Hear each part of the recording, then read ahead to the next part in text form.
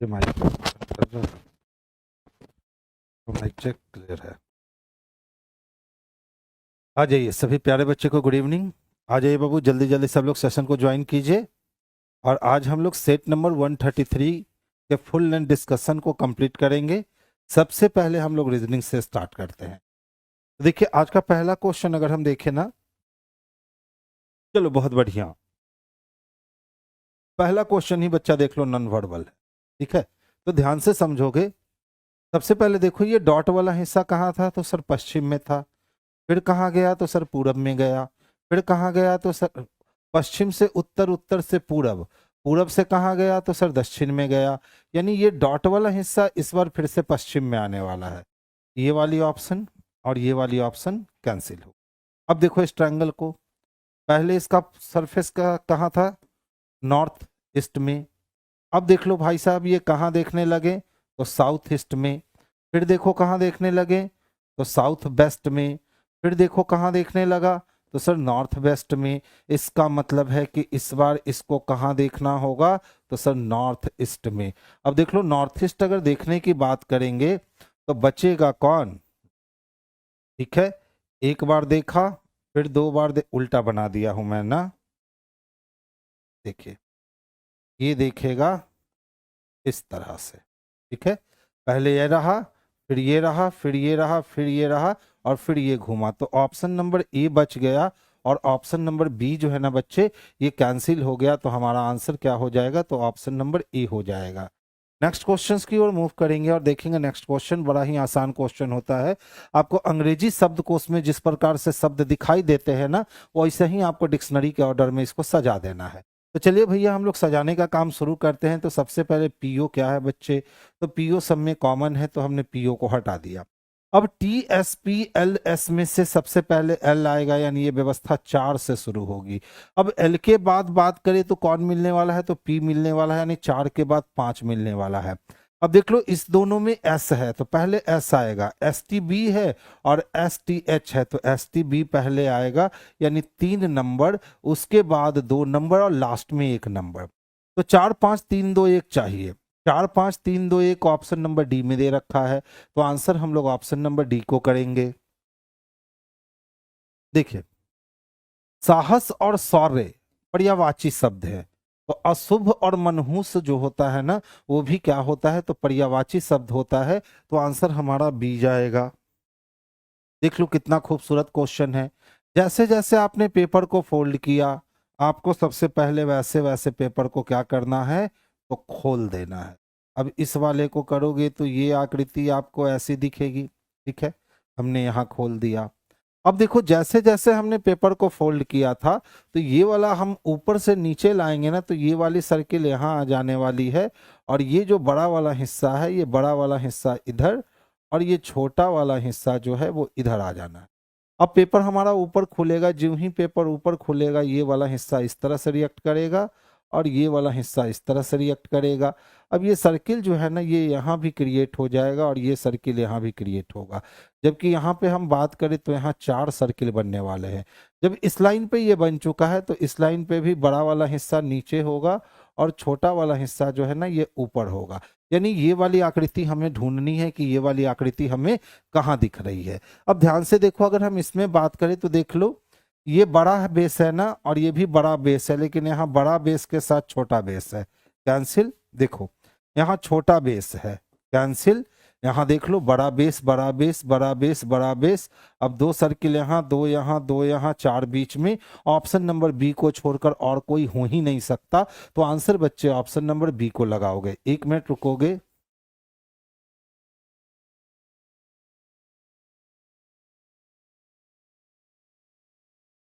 अच्छा ध्यान से देखिएगा, सीरीज पहले छोटी थी और फिर सीरीज धीरे धीरे करके बड़ी होनी शुरू हो गई।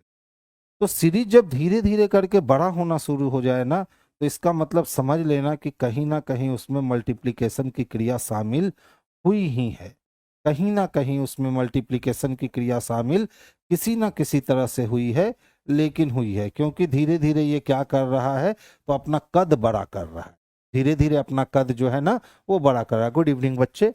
अब देख लो, हम सबसे पहले सीरीज को बनाने का हमारा सबसे इजी फंडा जो होता है वो दो पदों के बीच का अंतर फाइंड आउट करेंगे। तो 9 फाइंड आउट हुआ। अच्छा देखिए, 3 में से 0 गया तो 3, और 4 में से 2 गया तो 2, यानी कि 23। अच्छा फिर से देखो, 14 में से अगर हम 3 घटा लेते, 4 में से 3 घटाएं कितना 1, और 9 में से 4 घटाएं कितना 5, यानी 51 की बढ़त हुई है। अच्छा फिर से देखो, 7 में से 4 माइनस किया 3 हो गए, 18 में से 9 माइनस किया 9 हो गए, यानी 93 माइनस किया। फिर से देख लो, 16 में से अगर हम 7 माइनस करते हैं तो 9 बचेगा, और 12 में से 8 माइनस करते हैं तो 4 बचेगा, और 2 में से 1 माइनस करते हैं तो 1 बचेगा, यानी 149 हो गए। फिर से देख लो, 15 में से 6 माइनस करे तो 9 बचा। अब यहाँ 4 में से 3 माइनस किया तो 1 बचा, और यहाँ पे हमारे पास 2 बच गए। अंतर से तो स्पष्ट नहीं हो रहा है कि भैया क्या किए हो। तो जब अंतर से स्पष्ट नहीं हो पा रहा है तो हम एक स्टेप और आगे बढ़ते हैं और अंतर का अंतर लेते हैं कि अंतर का अंतर क्या है। तो देख लो, 23 में से अगर 9 निकाल देना तो ये 14 बच जाएगा। 14 10 24 होता है, और माइनस 1 23। 11 में से 3 गया तो बचे कितने, तो सर 8 बचे, और 4 में से 2 गया तो 8। तो 14 और 14 दुना कितना हो गया, 28। चलो, हमने कहा था ना वो मल्टीप्लीकेशन आएगा ही, क्योंकि सीरीज धीरे धीरे विकराल रूप लेता जा रहा है, तो मल्टीप्लीकेशन तो आना तय है। अब देखो, 3 में से 1 गया तो कितना, तो 2, ठीक है, और कितना है, 9 में से 5 गया तो कितना, तो 4। तो देखिए 20 दूना 40, और 8 दूना 16। अच्छा, 3 में से 1 गया तो 2, और 9 में से 5 गया तो 4, यानी अभी और अंतर निकालने होंगे, ठीक है। अच्छा फिर से अंतर देख लो क्या कहता है। 9 में से 3 गया तो सर 6 बच गया, और 14 में से 9 गया तो कितने, तो 5 बच गए, यानी 56, यानी अभी और अंतर निकालना होगा, तब ये क्वेश्चन जाकर के बनेगा। अब देखो, 9 में से 9 गया 0, 11 में से 4 गया तो 7 4 11 होते हैं, और 1 में से 1 गया 0। अब अंतर का अंतर निकालो, ये क्लियर हो जाएगा कि सर किया क्या है। तो देख लो, पहले कितना जुटा है, तो सर 14 जुटा है। अच्छा देख लो, तो 12 में से 8 माइनस करेंगे तो 4 बचेगा क्या, और 3 में से 2 1, फिर से 14 ही बढ़ा है। अच्छा फिर से देख लो, 6 में से 2 माइनस करेंगे 4, और फिर से ये लो 14 ही बढ़ा है, यानी इसका मतलब है कि इस बार भी 14 बढ़ेगा, और इसके अगले टर्म में भी 14 ही बढ़ेगा। तो 70 और 14 कितने हो जाते हैं, तो बच्चे 84 हो जाते हैं। अब 219 में 84 जोड़ दो, ठीक है, 219 में 84 जोड़ोगे तो 9 और 4 13 का 3, हाथ में बच गया 1, 8 1 9 1 10 का 0, हाथ में बच गया 1 2 और 1 3, यानी टोटल 303 जुड़ने हैं। तो 5 3 हो गए 8, 5 के लिए 5, और 5 3 8, यानी 8 5 8 चाहिए, जो कि ऑप्शन नंबर सी में स्पष्ट रूप से दे रखा है। तो आंसर हमारा जो है ऑप्शन नंबर सी हो गया है।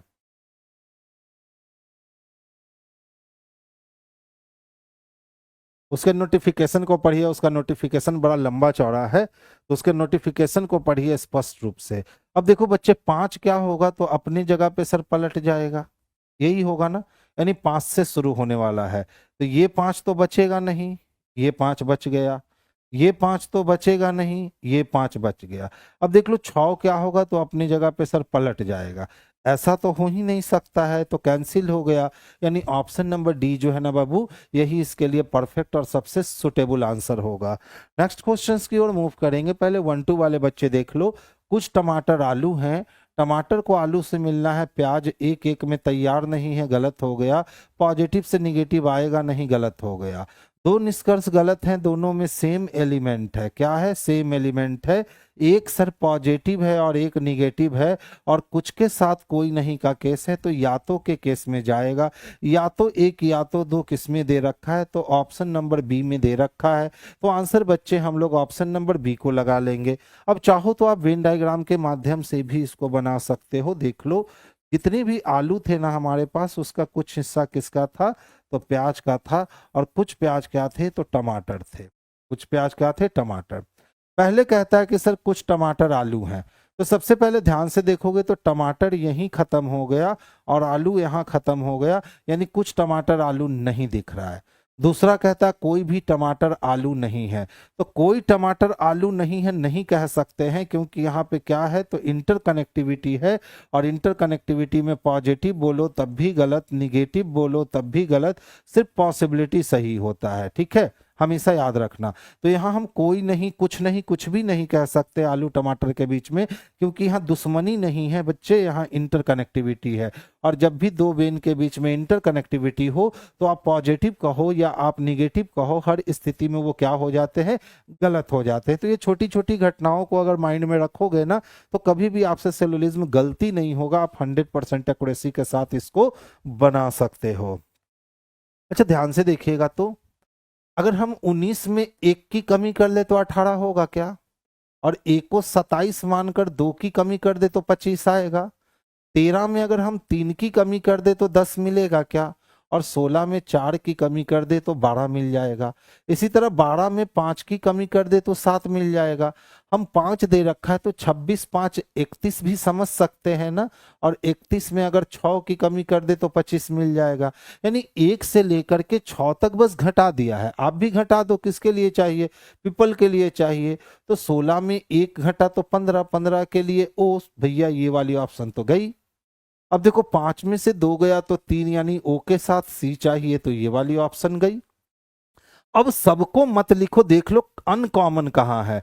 तो सर बस लास्ट में अनकॉमन है, तो देख लो 1 2 3 4 5 6, तो 31 में से अगर 6 जाएगा तो वाई बचेगा ना, यानी ये वाली ऑप्शन कैंसिल हो गई और ये वाली ऑप्शन आंसर हो गई। हमने कुछ नहीं किया, बस 2 सेकंड बचा लिया। और यही 2 सेकंड बहुत मैटर करता है एग्जाम में बचाना। तो जैसे जैसे क्वेश्चन से सेकंड बचाने लगोगे ना, वैसे ही हमारा काम आसान हो जाएगा। सबसे पहले तो यही दिख रहा है कि सर 16 को 4 से गुना कर दो और 16 चको 64 हो गया, ठीक है। लेकिन 64 में कितने जोड़ दो? 5 जोड़ दो, तो कितने हो जाएंगे? तो 69 हो जाएंगे। सेम काम करके देखो, तो अगर 31 को सर हम 4 से गुना करते हैं तो 4 एकम 4 और 4 तिहाई 12, 124 हो गया।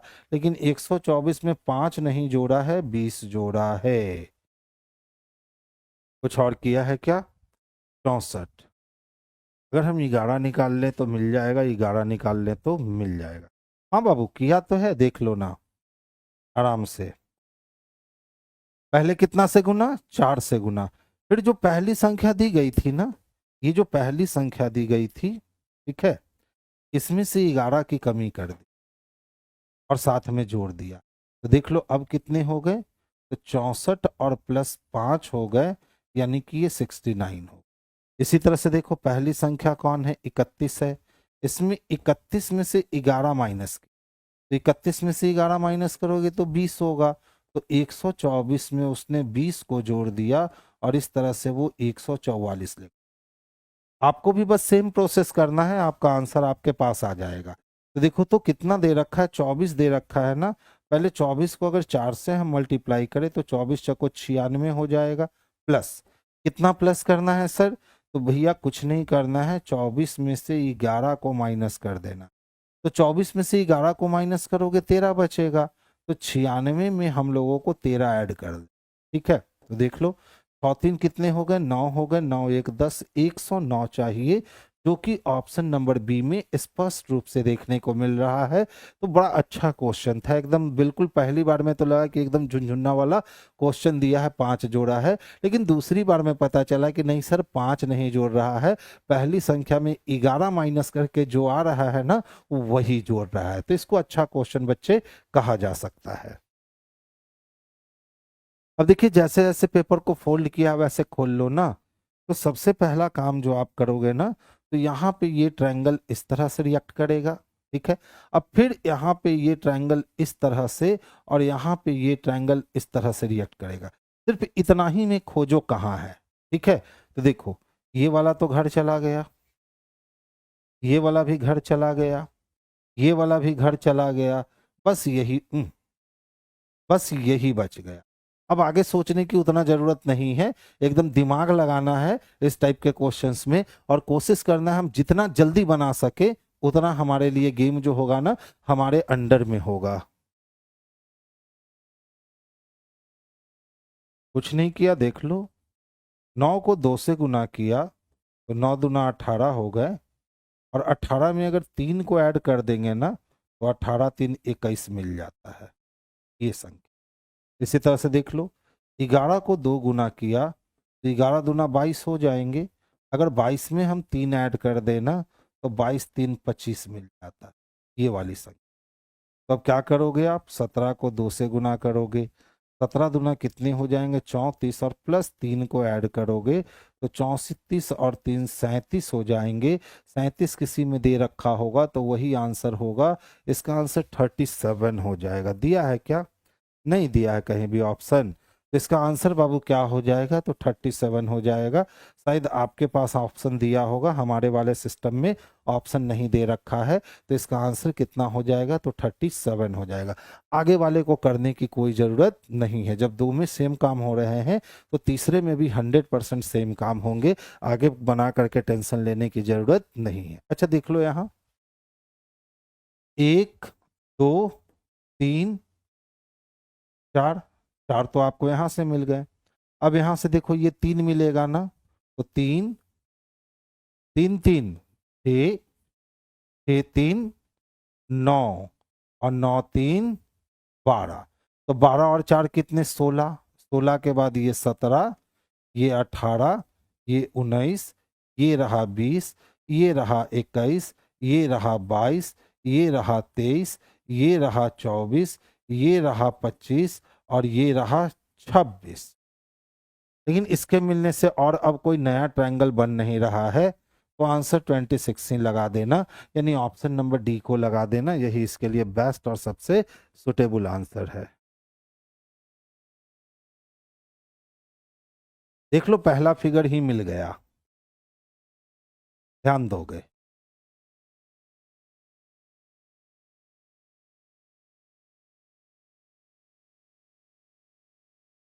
मिल गया ना ये सेम फिगर, एक को लगाइए आगे चल दीजिए, उससे ज्यादा टेंशन नहीं लेना है। दिलीप कुमार जी, नंबर जब तक नहीं लिखिएगा बाबू क्वेश्चंस का तब तक हम कुछ नहीं कर पाएंगे, सिर्फ अगेन सर लिख देने से कुछ नहीं होगा, नंबर लिखना पड़ेगा। 42 नंबर, अरे कुछ नहीं था रे पागल। यहाँ देखिए, पहले इसको देखिए, इस वाले हिस्से में कितने ट्रायंगल मिलेंगे, तो सर 2 ट्रायंगल मिले, 2 के बाद 1 2 3 4, कितने मिले, तो सर 4 ट्रायंगल और मिले। लेकिन इन दोनों के मिलने से कोई नया ट्रायंगल नहीं बन पाया, इन दोनों के मिलने से, ग्रीन और रेड के मिलने से देख लो कोई नया ट्रायंगल नहीं मिल पाया, तो 4 2 6 हो गए। एक के बाद देखो, 1 2 3 और ये 4, यानी आपको 4 ट्रायंगल और मिले। इस तीनों के मिलने से कोई ट्रायंगल और एक्स्ट्रा नहीं बन रहा है, तो अभी तक 4 4 8 2 10 ही ट्रायंगल हुए। अब ध्यान देना, यहां से मिलेंगे हमें 3 ट्रायंगल, ये 1 ये 2 ये पूरा 3, तो इसी तरह यहाँ से भी मिलेंगे 3 ट्रायंगल, तो 3 3 6, यहाँ से भी मिलेंगे 3 ट्रायंगल, तो 6 3 9, और यहाँ से भी मिलेंगे 3 ट्रायंगल, तो 9 3 12, यानी हमें 12 ट्रायंगल और मिल गए। लेकिन इन सब के मिलने से और कोई नया ट्रायंगल नहीं बना, तो 12 ट्रायंगल मिल गए। अब 12 के बाद ध्यान दोगे, यहाँ ये एक बड़ा वाला ट्रायंगल यहाँ से, ये एक बड़ा वाला ट्रायंगल यहाँ से, ये एक बड़ा वाला ट्रायंगल यहाँ से, ये एक बड़ा वाला ट्रायंगल यहाँ से, और ये एक बड़ा वाला ट्रायंगल यहाँ से, यानी हमें 4 ट्रायंगल और मिले। इसके अलावा इस सब कलर के मिलने से कोई ट्रायंगल बन ही नहीं रहा, तो देख लो 12 4 16, 16 4 20, 20 4 24, 24 2 26, यानी टोटल ट्रायंगल कितने बने, तो टोटल ट्रायंगल बन गए 26। यही काम हमने थोड़ा सा स्पीड में कर किया था और कुछ नहीं किया था। ठीक है बच्चे, अब तो इतने दिन से टेस्ट लगा रहे हो बाबू, अब तो स्पीड आप में भी आ गई होगी। चलिए गेम को ऑन करें, तो देखिए ध्यान से समझोगे बाबू, टी की प्लेस वैल्यू कितनी होती है, तो सर 20 होती है, ए की प्लेस वैल्यू 1 होती है, ई की प्लेस वैल्यू 5 होती है, आर की प्लेस वैल्यू 18 होती है, और जी की प्लेस वैल्यू 7 होती है। यानी पीछे वाला लेटर आगे लिख दिया मान, सब में वही किया, देख लो के लिए 11, आर के लिए 18, ओ के लिए 15, डब्ल्यू के लिए 23। तो देखिए क्या है हमारे पास वेल है, यानी हमारे पास कुआं है, ठीक है, तो क्या लिखेंगे, तो 12 12 5 23, 12 12 5 23 ढूंढ लेना है, जो कि ऑप्शन नंबर सी में स्पष्ट रूप से देखने को मिल रहा है। तो आंसर हमारा ऑप्शन नंबर सी जो है, यही इसके लिए बेस्ट और सबसे सुटेबल आंसर है। नेक्स्ट वन देखोगे, पहले 1 2 वाले देखिए। सभी कंपास इरेजर हैं। कंपास को शादी करना है इरेजर से, शार्पनर 1 2 में तैयार है, सही हो गया। कुछ कंपास पेंसिल है, कंपास को शादी करना है पेंसिल से, कंपास गया शार्पनर के पास, शार्पनर तैयार, लेकिन इरेजर 1 1 में तैयार नहीं है, शादी टूट गई। इरेजर को शादी करना है कंपास से, इरेजर यहाँ है कंपास से यहाँ, शार्पनर 1 2 में मिलवाने को तैयार है, शादी हो गई। यानी 1 और 3 सत्य है। अब देख लो 1 और 3 केवल ऑप्शन नंबर ए में दिख रहा है, तो आंसर हमारा ऑप्शन नंबर ए जो होगा ना, यही इसके लिए बेस्ट और सबसे सुटेबल आंसर। अब जो बच्चे वेन डायग्राम से बनाते हो ना, वो बच्चे देख लो। अगर हम बात करें पेंसिल की, इसकी बात करें पेंसिल की, तो सभी पेंसिल हमें क्या दिखेंगे, तो सर इरेजर दिखेंगे। और सभी शार्पनर भी हमें क्या दिखेंगे, तो सभी शार्पनर हमें इरेजर दिखेंगे। जितने भी शार्पनर हैं वो इरेजर दिखेंगे। अब सभी कंपास मुझे क्या दिखेगा, शार्पनर। और थोड़ा बना बनाना चाहिए था ना, थोड़ा सा छोटा हो गया, थोड़ा सा और बड़ा बनाना चाहिए था। सभी पेंसिल क्या है, तो सर सभी पेंसिल इरेजर है। ठीक है, सभी शार्पनर, जितना भी शार्पनर है वो भी इरेजर है। और सभी कंपास शार्पनर है, जितना भी कंपास है, जितना भी कंपास है वो सभी शार्पनर, यही वेन बनने वाला। अब ध्यान से देखो, सभी कंपास इरेजर है, तो देखिए जितना भी कंपास है इरेजर का हिस्सा है ना, सही हो गया। कुछ कंपास पेंसिल है, तो देखिए कंपास का कुछ हिस्सा पेंसिल नहीं दिख रहा है, गलत हो गया। कुछ इरेजर कंपास है, तो देखिए इरेजर जितना है उसके कुछ हिस्से पे कंपास है ना, यानी तीसरा सही हो गया। तो सही कौन कौन हो गया बच्चे, तो 1 और 3 जो है ना बाबू, यही सही हो गया। अब देखिए, एक तस्वीर में एक महिला की ओर इशारा करते हुए विजय ने कहा, उसकी यानी तस्वीर की बहन की माता। तो महिला के बहन की जो माता होगी वो महिला के भी माता होगी। मेरे पिता की पुत्री की बहन है, तो मेरे पिता की पुत्री यानी बहन, और बहन की जो बहन है वो मेरी बहन उसकी माता है। तो मेरी बहन जैसे ही उस तस्वीर वाले महिला की माता हुई, तो तस्वीर वाली महिला जो हो गई मेरी बहन की बेटी हो गई, और बहन की बेटी को भांजी कहेंगे। भांजी किसमें है, तो ऑप्शन नंबर बी में है। तो आंसर हमारा ऑप्शन नंबर बी जो है, यही बेस्ट और सबसे सुटेबल है। देखिए, कोई तस्वीर था और तस्वीर किसकी थी, तो महिला की, और इसकी ओर इशारा करते हुए किसने कहा, तो विजय ने कहा। किसने कहा, विजय ने कहा। विजय ने कहा उसकी बहन मेरे माता, मेरे माता, मेरे माता, उसकी बहन की माता, उसकी बहन की माता मेरे पिता की पुत्री की बहन है। कौन है, उसकी बहन की माता मेरे पिता के पुत्री की बहन है। हो गया रिलेशन कंप्लीट। किसका रिलेशन पूछ रहा है बच्चे, महिला विजय से, यानी विजय के बारे में बताना है। तो अगर हम विजय हैं तो ये मेरे पिताजी, और मेरे पिताजी की पुत्री मेरी बहन, और मेरे बहन की बहन मेरी बहन, मेरे बहन की जो बेटी होगी भांजी, और भांजी की जो बहन होगी वो भी क्या लगेगी, तो भांजी लगेगी। तो विजय क्या कहने वाला है, तो भांजी कहने वाला है। वो होता है मुजवानी शॉर्टेस्ट तरीका। ठीक है, अगर आप उस तरीके से जैसे बनाना शुरू कर दोगे तो शुरुआत में आपको तंग करेगा, बहुत तंग करेगा, लेकिन जिस दिन वो काबू में आ जाएगा ना, तो समझ लेना फिर ब्लड रिलेशन में आपको ये करने की जरूरत पड़ेगी ही नहीं। आप 99% क्वेश्चन वैसे ही मुजवानी बनाकर रख दोगे।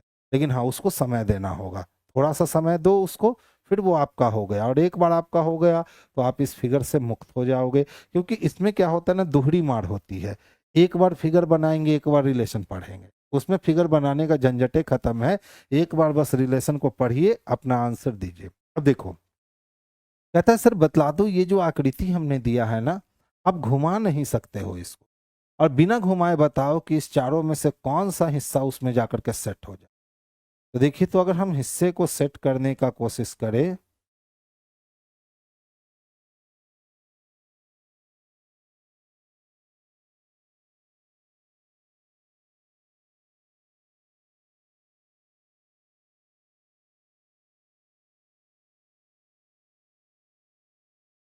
यही वाला हिस्सा सेट हो जाएगा। तब ज्यादा दिमाग खर्च नहीं करना है, एक बार में ही बना देना है। नेक्स्ट वन देखेंगे, जिस प्रकार वे अंग्रेजी शब्दकोश में यानी डिक्शनरी के क्रम में सजाना है। तो सबसे पहले देख लो VUW, इसमें सबसे पहले यू आएगा, यानी गेम ऑन होना है 3 से। अब यू के बाद भी आएगा, तो भी में कॉमन क्या है, तो भी ए और भी ए कॉमन है, और सबसे लास्ट में डब्ल्यू आएगा, यानी ये व्यवस्था 2 पे खत्म हो जाए।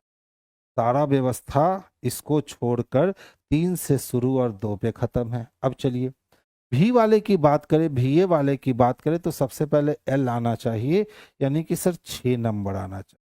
ठीक है, हो गया 6 नंबर। अब इसके बाद एन आना चाहिए, तब आर की बारी आएगी, तो एन लेंगे तो 1 नंबर। अब देख लो आर आई दे रखा है, आर आई कॉमन है, यहाँ ई और यहाँ ओ, तो पहले डिक्शनरी में ई आएगा यानी 5 नंबर, और फिर आएगा 4 नंबर। ऐसी व्यवस्था बी में दिख रही है, 3 6 1 5 4 2, तो आंसर हम लोग अपना बी को लगा लेंगे, यही बेस्ट और सबसे सुटेबल आंसर है। अच्छा ध्यान से देखिएगा, गोल्ड है ना, गोल्ड को क्या लिखता है सर, HPME लिखता है। ठीक है, 7 से 8 यानी +1, 15 से 16 यानी +1, 12 से 13 यानी +1, और 4 से 5 यानी +1। पूरे फंक्शन में +1 हो गया है। अब पूरे फंक्शन में +1 ही कर दो और कुछ मत। तो देख लो, पूरे फंक्शन में +1, 19 और 1 20, 15 और 1 16, 1 और 1 2, और 16 और 1 17। TPBQ चाहिए, TPBQ, ऑप्शन नंबर बी। तो आंसर हमारे लिए जो बेस्ट होगा ना, ये ऑप्शन नंबर बी होगा, जो सबसे परफेक्ट और सबसे सुटेबल आंसर होगा। नेक्स्ट क्वेश्चंस की ओर मूव करेंगे। देख लो बच्चे, कहता है ना 9 अप्रैल 2023 को शुक्रवार है, तो 30 अप्रैल 2023 को देखो, डेट को बैलेंस करना नहीं है, ईयर को बैलेंस करना नहीं है, जो भी बैलेंस करना है वो मंथ डे को बैलेंस करना है।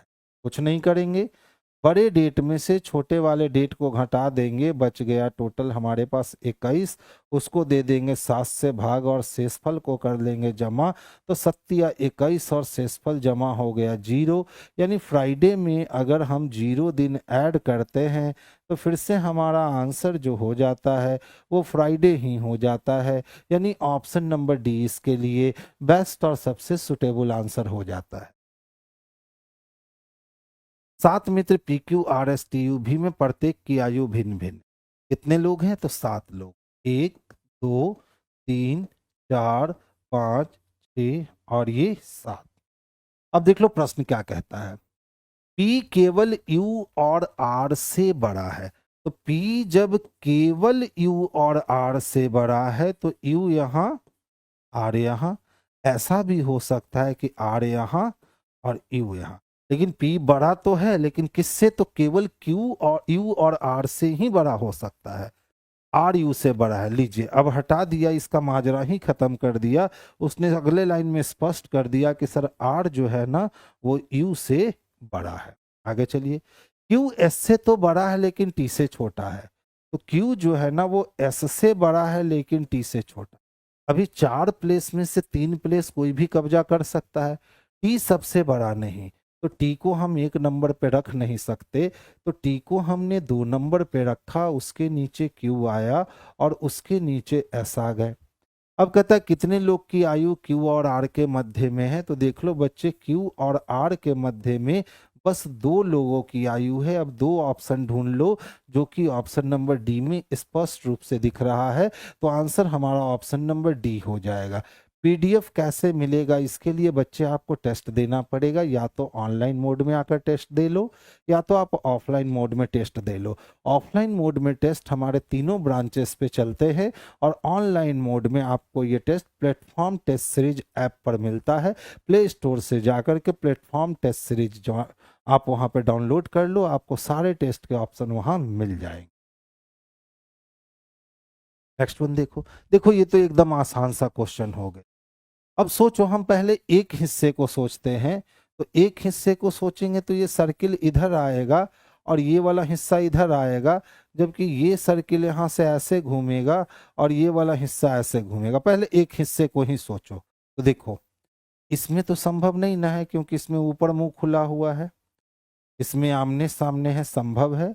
इसमें देख लो ऊपर मुंह खुला हुआ है, खत्म। इसमें देख लो ऊपर मुंह खुला हुआ है, खत्म। बच कौन गया, सी।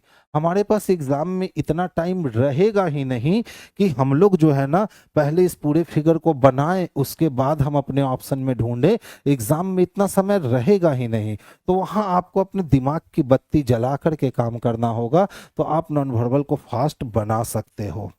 अब देखो ये तो एकदम इजी सा क्वेश्चन है, अगर ध्यान से देखें ना तो 5 1 दोनों में कॉमन है। तो जब भी ऐसी व्यवस्था होती है ना कि 2 एलिमेंट कॉमन हो, तो सिंगल सिंगल वाले का अपोजिट पूछता है। तो अब देखो क्या पूछ रहा है, तो बताइए 5 और 1 के विपरीत संख्याओं का योग कितना होगा। तो ध्यान से देखो, 3 का अपोजिट कौन हो गया, 4। तो 4 3 7 हो गए, कितने हो गए, 7। ठीक है, तो देख लो यहाँ तो ये स्टैंडर्डाइज हो गया ना, क्योंकि कोई भी 7 पूरा नहीं हो रहा है। तो 5 का अपोजिट हो जाएगा 2 और 1 का अपोजिट हो जाएगा 4। अगर इन दोनों को जोड़ेंगे तो ये हो जाएगा 4 2 6। इसमें है तो ऑप्शन नंबर बी में। ऐसा क्यों हुआ, क्योंकि ये पासा कैसा पासा है बाबू, तो ये पासा मानक पासा है, यानी स्टैंडर्डाइज है। और स्टैंडर्डाइज का रूल कहता है कि सर अपोजिट सरफेस का योगफल जो होता है ना वो 7 होता है। तो देख लो यहाँ अपोजिट कौन है, तो 4 3 सरफेस हो गया 7 जुड़कर। तो अब 6 का अपोजिट वही होगा जो उसको 7 पूरा करे, तो 1। और 5 का अपोजिट वही होगा जो उसको 7 पूरा करे, तो 2। तो 4 और 2 कितने, ओहो इधर लिखा गया रे, देख लो जोश जोश में हम आगे चल गए। 7 पूरा करना है ना, तो 6। तो ये 6 और ये 2 कितने हो गए, तो 8 हो गए। जोश जोश में 6 हो गया था, कितना कर लीजिएगा, 8 कर लीजिएगा, क्योंकि ये कैसा डाइस है, तो मानक पासा है। सौरमंडल, पृथ्वी, भारत, आकाश, एशिया। या तो धीरे से ऊपर जाएंगे या तो ऊपर से नीचे आएंगे। अगर ऊपर से नीचे हम आते हैं ना, तो सबसे पहले आएगा आकाश गंगा। ठीक है, आकाश गंगा का हिस्सा कौन होगा, तो सौरमंडल। ठीक है, सौरमंडल में कौन आएगा, तो पृथ्वी। पृथ्वी में कौन आएगा, तो एशिया। और एशिया में कौन आएगा, तो भारत। अगर हम बड़ा से छोटे की ओर चले तो ये जाएगा, यानी 5 1 2 4 3, 5 1 2 4 3 यहाँ दे रखा है। तो यही हमारे लिए परफेक्ट और सबसे सुटेबल आंसर हो गया। तो आंसर हम लोग ऑप्शन नंबर ए को कर लेंगे। एक व्यक्ति की ओर इशारा करते हुए राहुल ने कहा, उसके पुत्र का पुत्र। तो व्यक्ति के बेटा का बेटा यानी व्यक्ति का पोता। मेरी मेरी यानी राहुल की माँ की पुत्री, तो राहुल की माँ की पुत्री जो हो गई वो राहुल की बहन, और का पिता है। तो कौन, मेरी माँ की पुत्री यानी मेरी बहन का पिता है। तो मेरी बहन का पिता, मेरी बहन का पिता उसका पोता है। मेरी बहन का पिता कौन है, उसका पोता है। तो वो व्यक्ति जो है ना वो मेरे दादा नहीं परदादा होंगे, यानी दादा के भी दादा होंगे तो परदादा होंगे। ठीक है, तो अब देख लो कहता है वो व्यक्ति राहुल से किस प्रकार संबंधित है, तो परदादा है, यानी ऑप्शन नंबर ए है। आप डायरेक्ट बना सकते हो, कोई बड़ी बात नहीं है। देख लो किसकी ओर इशारा, तो बच्चे व्यक्ति की ओर इशारा। और व्यक्ति की ओर इशारा करते हुए किसने कहा, तो बाबू राहुल ने कहा। ठीक है, उसके पुत्र का पुत्र, यानी व्यक्ति का कोई पुत्र है और उसका भी पुत्र है। उसके पुत्र का पुत्र, मेरी माँ, मेरी यानी राहुल की माँ की पुत्री का कौन है, तो पिता है। क्लियर। अब पूछ रहा व्यक्ति राहुल से किस प्रकार संबंधित है, किससे, तो राहुल से। अगर हम हैं तो ये मेरी माता, मेरी माता की पुत्री यानी मेरी बहन, और मेरी बहन के पिता मेरे भी पिता, और पिताजी के पिताजी तो दादाजी, और दादाजी के पिताजी तो परदादा जी। तो आंसर हमारा ऑप्शन नंबर ए हो जाएगा, यानी परदादा जी इसके लिए आंसर मिलेगा। ध्यान देखो, ऐसा क्वेश्चन अभी हम लोग पहले देख चुके हैं, लेकिन ये थोड़ा सा अलग रिएक्ट किया है। वहां 20 से पूरे को नहीं काटा था, यहाँ 20 से पूरे को काट दिया है। तो ध्यान से देखिएगा। देखो, सबसे पहले अगर हम इस हिस्से को चेक करें तो यहाँ से 3 मिलेगा, यहाँ से भी 3 मिलेंगे, तो 3 3 कितने हो गए, तो 6। 6 के बाद अगर हम इस वाले हिस्से को देखें तो ये हिस्सा 7, और इस वाले हिस्से को देखें तो ये हिस्सा हो गया 8। 8 के बाद ध्यान से देखना, ये छोटा वाला अगर हम देख लें तो ये 9 नंबर, ये छोटा 10 नंबर, ये छोटा 11 नंबर, ये छोटा 12 नंबर, ये छोटा रहा 13 नंबर, ये छोटा रहा 14 नंबर। तो अभी तक 14 देख चुके हैं हम। अब इसके मिलने से यह एक बना नया, जो हुआ 15 नंबर, और इधर से बना एक नया जो हुआ 16 नंबर। तो अभी तक हमने कितना देख लिया, 16 देख लिया। 16 के बाद देख लो, यहां ये हमारा रहा 17 नंबर, ये रहा 18 नंबर, ये रहा 19 नंबर, और ये रहा 20 नंबर। लेकिन इस लाइन के यहाँ आने से कोई नया ट्रायंगल रिएक्ट नहीं कर पाया। तो अभी तक हमारे पास कितने हो गए, तो 16 और 4 20। अब 20 के बाद ये छोटा वाला तो हमने काउंट किया ही नहीं। तो 20 के बाद अगर हम बात करें तो ये रहा हमारा 21 नंबर का ट्रायंगल, ये रहा 22 नंबर का ट्रायंगल, ये रहा 23 नंबर का ट्रायंगल, और ये रहा 24 नंबर का ट्रायंगल। यानी बच्चे इसमें टोटल ट्रायंगल की संख्या कितनी है, तो इसमें टोटल ट्रायंगल की संख्या 24 है। तो आंसर क्या लगाएंगे, 24। इसके पहले वाला फिगर में थोड़ा सा डिफरेंट था तो 26 आया था, इसमें थोड़ा सा डिफरेंट है तो 24 आ गया। नेक्स्ट क्वेश्चंस की ओर मूव करेंगे। अच्छा देखो, नोप की बात करते हैं हम, किसकी बात करते हैं, तो नोप की बात करते हैं। यहीं से ही गिनना शुरू करो, 15 15 30, 15 या 45, अब 45 और 5 हो गए 50, यानी नोप की कुल वैल्यू है 50, लेकिन लिख रहा है 100। इसको 2 से गुना कर दो, तो 50 दूना 100 हो गए। अब देख लेना, आप लिख करके जोड़ लेना, ये वैल्यू इतना ही आएगा।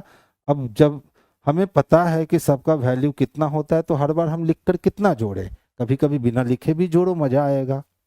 अब देखो, एक की बात करें, ठीक है, तो 7 7 14, 14 5 कितने हो गए, तो 19 हो गए, और 19 को 2 गुना कर दिया तो 19 दूना कितने आ गए, तो 38 आ गए ना। अब सेम सेम काम हमको किसके साथ करना है, तो सर लैब के साथ करना है। ध्यान से देखिएगा, 12 और 12 24, 24 4 28, 28 1 29, ये टोटल वैल्यू कितना आया, तो 29। 29 को किससे गुना, 2 से।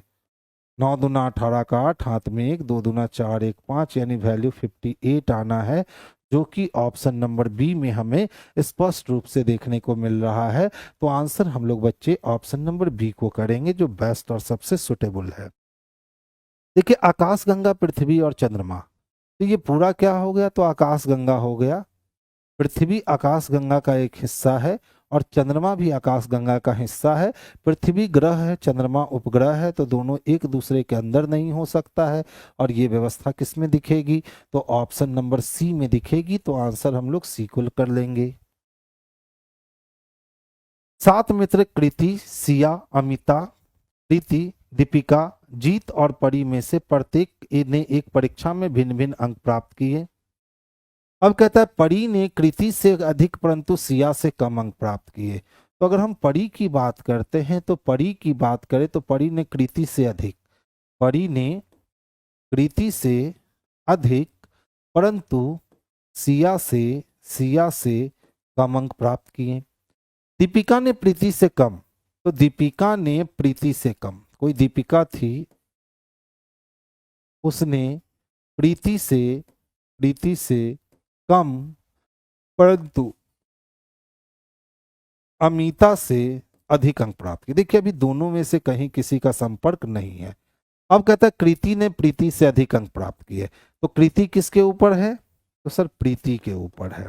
और हमें मालूम है प्रीति के नीचे कौन है? तो दीपिका है, और दीपिका के नीचे कौन है?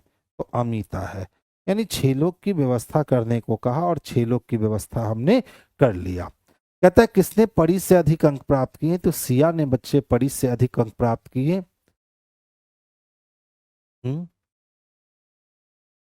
परी ने कृति से अधिक परंतु सिया से कम अंक प्राप्त किए। दीपिका ने प्रीति से कम परंतु अमिता से अधिक अंक प्राप्त। अच्छा 7 मित्र है, ओहो हो, तब तो आगे कुछ और होगा। सिया ने सर्वाधिक अंक प्राप्त नहीं किया। अब बोला सर सिया ने जो है ना वो सर्वाधिक अंक प्राप्त नहीं किया, यानी सिया से भी ऊपर किसी का अंक है।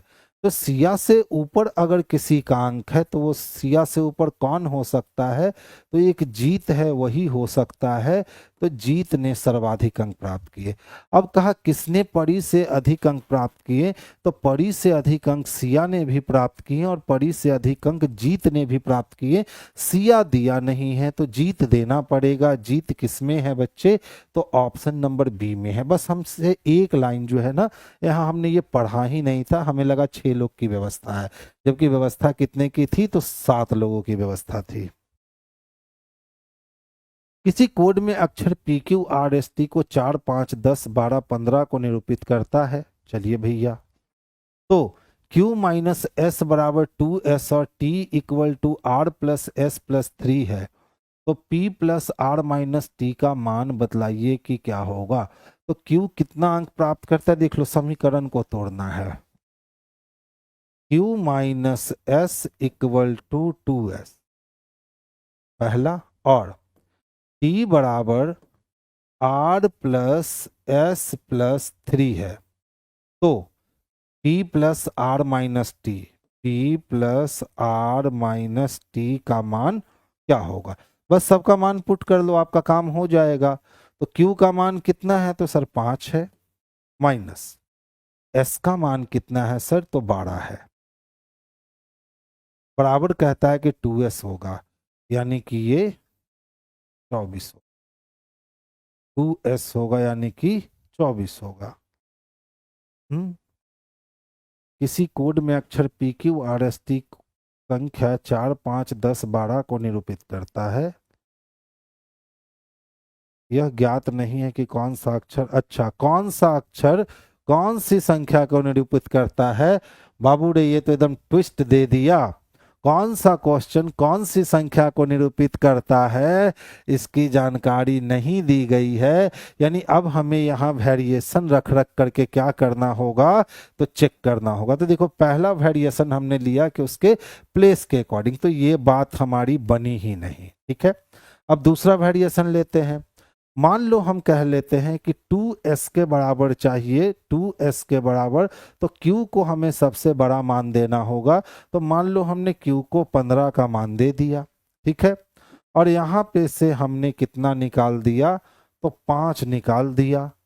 तो अब बचने चाहिए 10। तो 10 बराबर क्या हम लिख सकते हैं? तो 2 इंटू 5 लिख सकते हैं ना। तो 10 बराबर हो गया क्या? यानी Q का मान तो निकल गया कि सर 15 होगा, और S का मान निकल गया कि 5 होगा। बहुत बढ़िया, अच्छा क्वेश्चन है।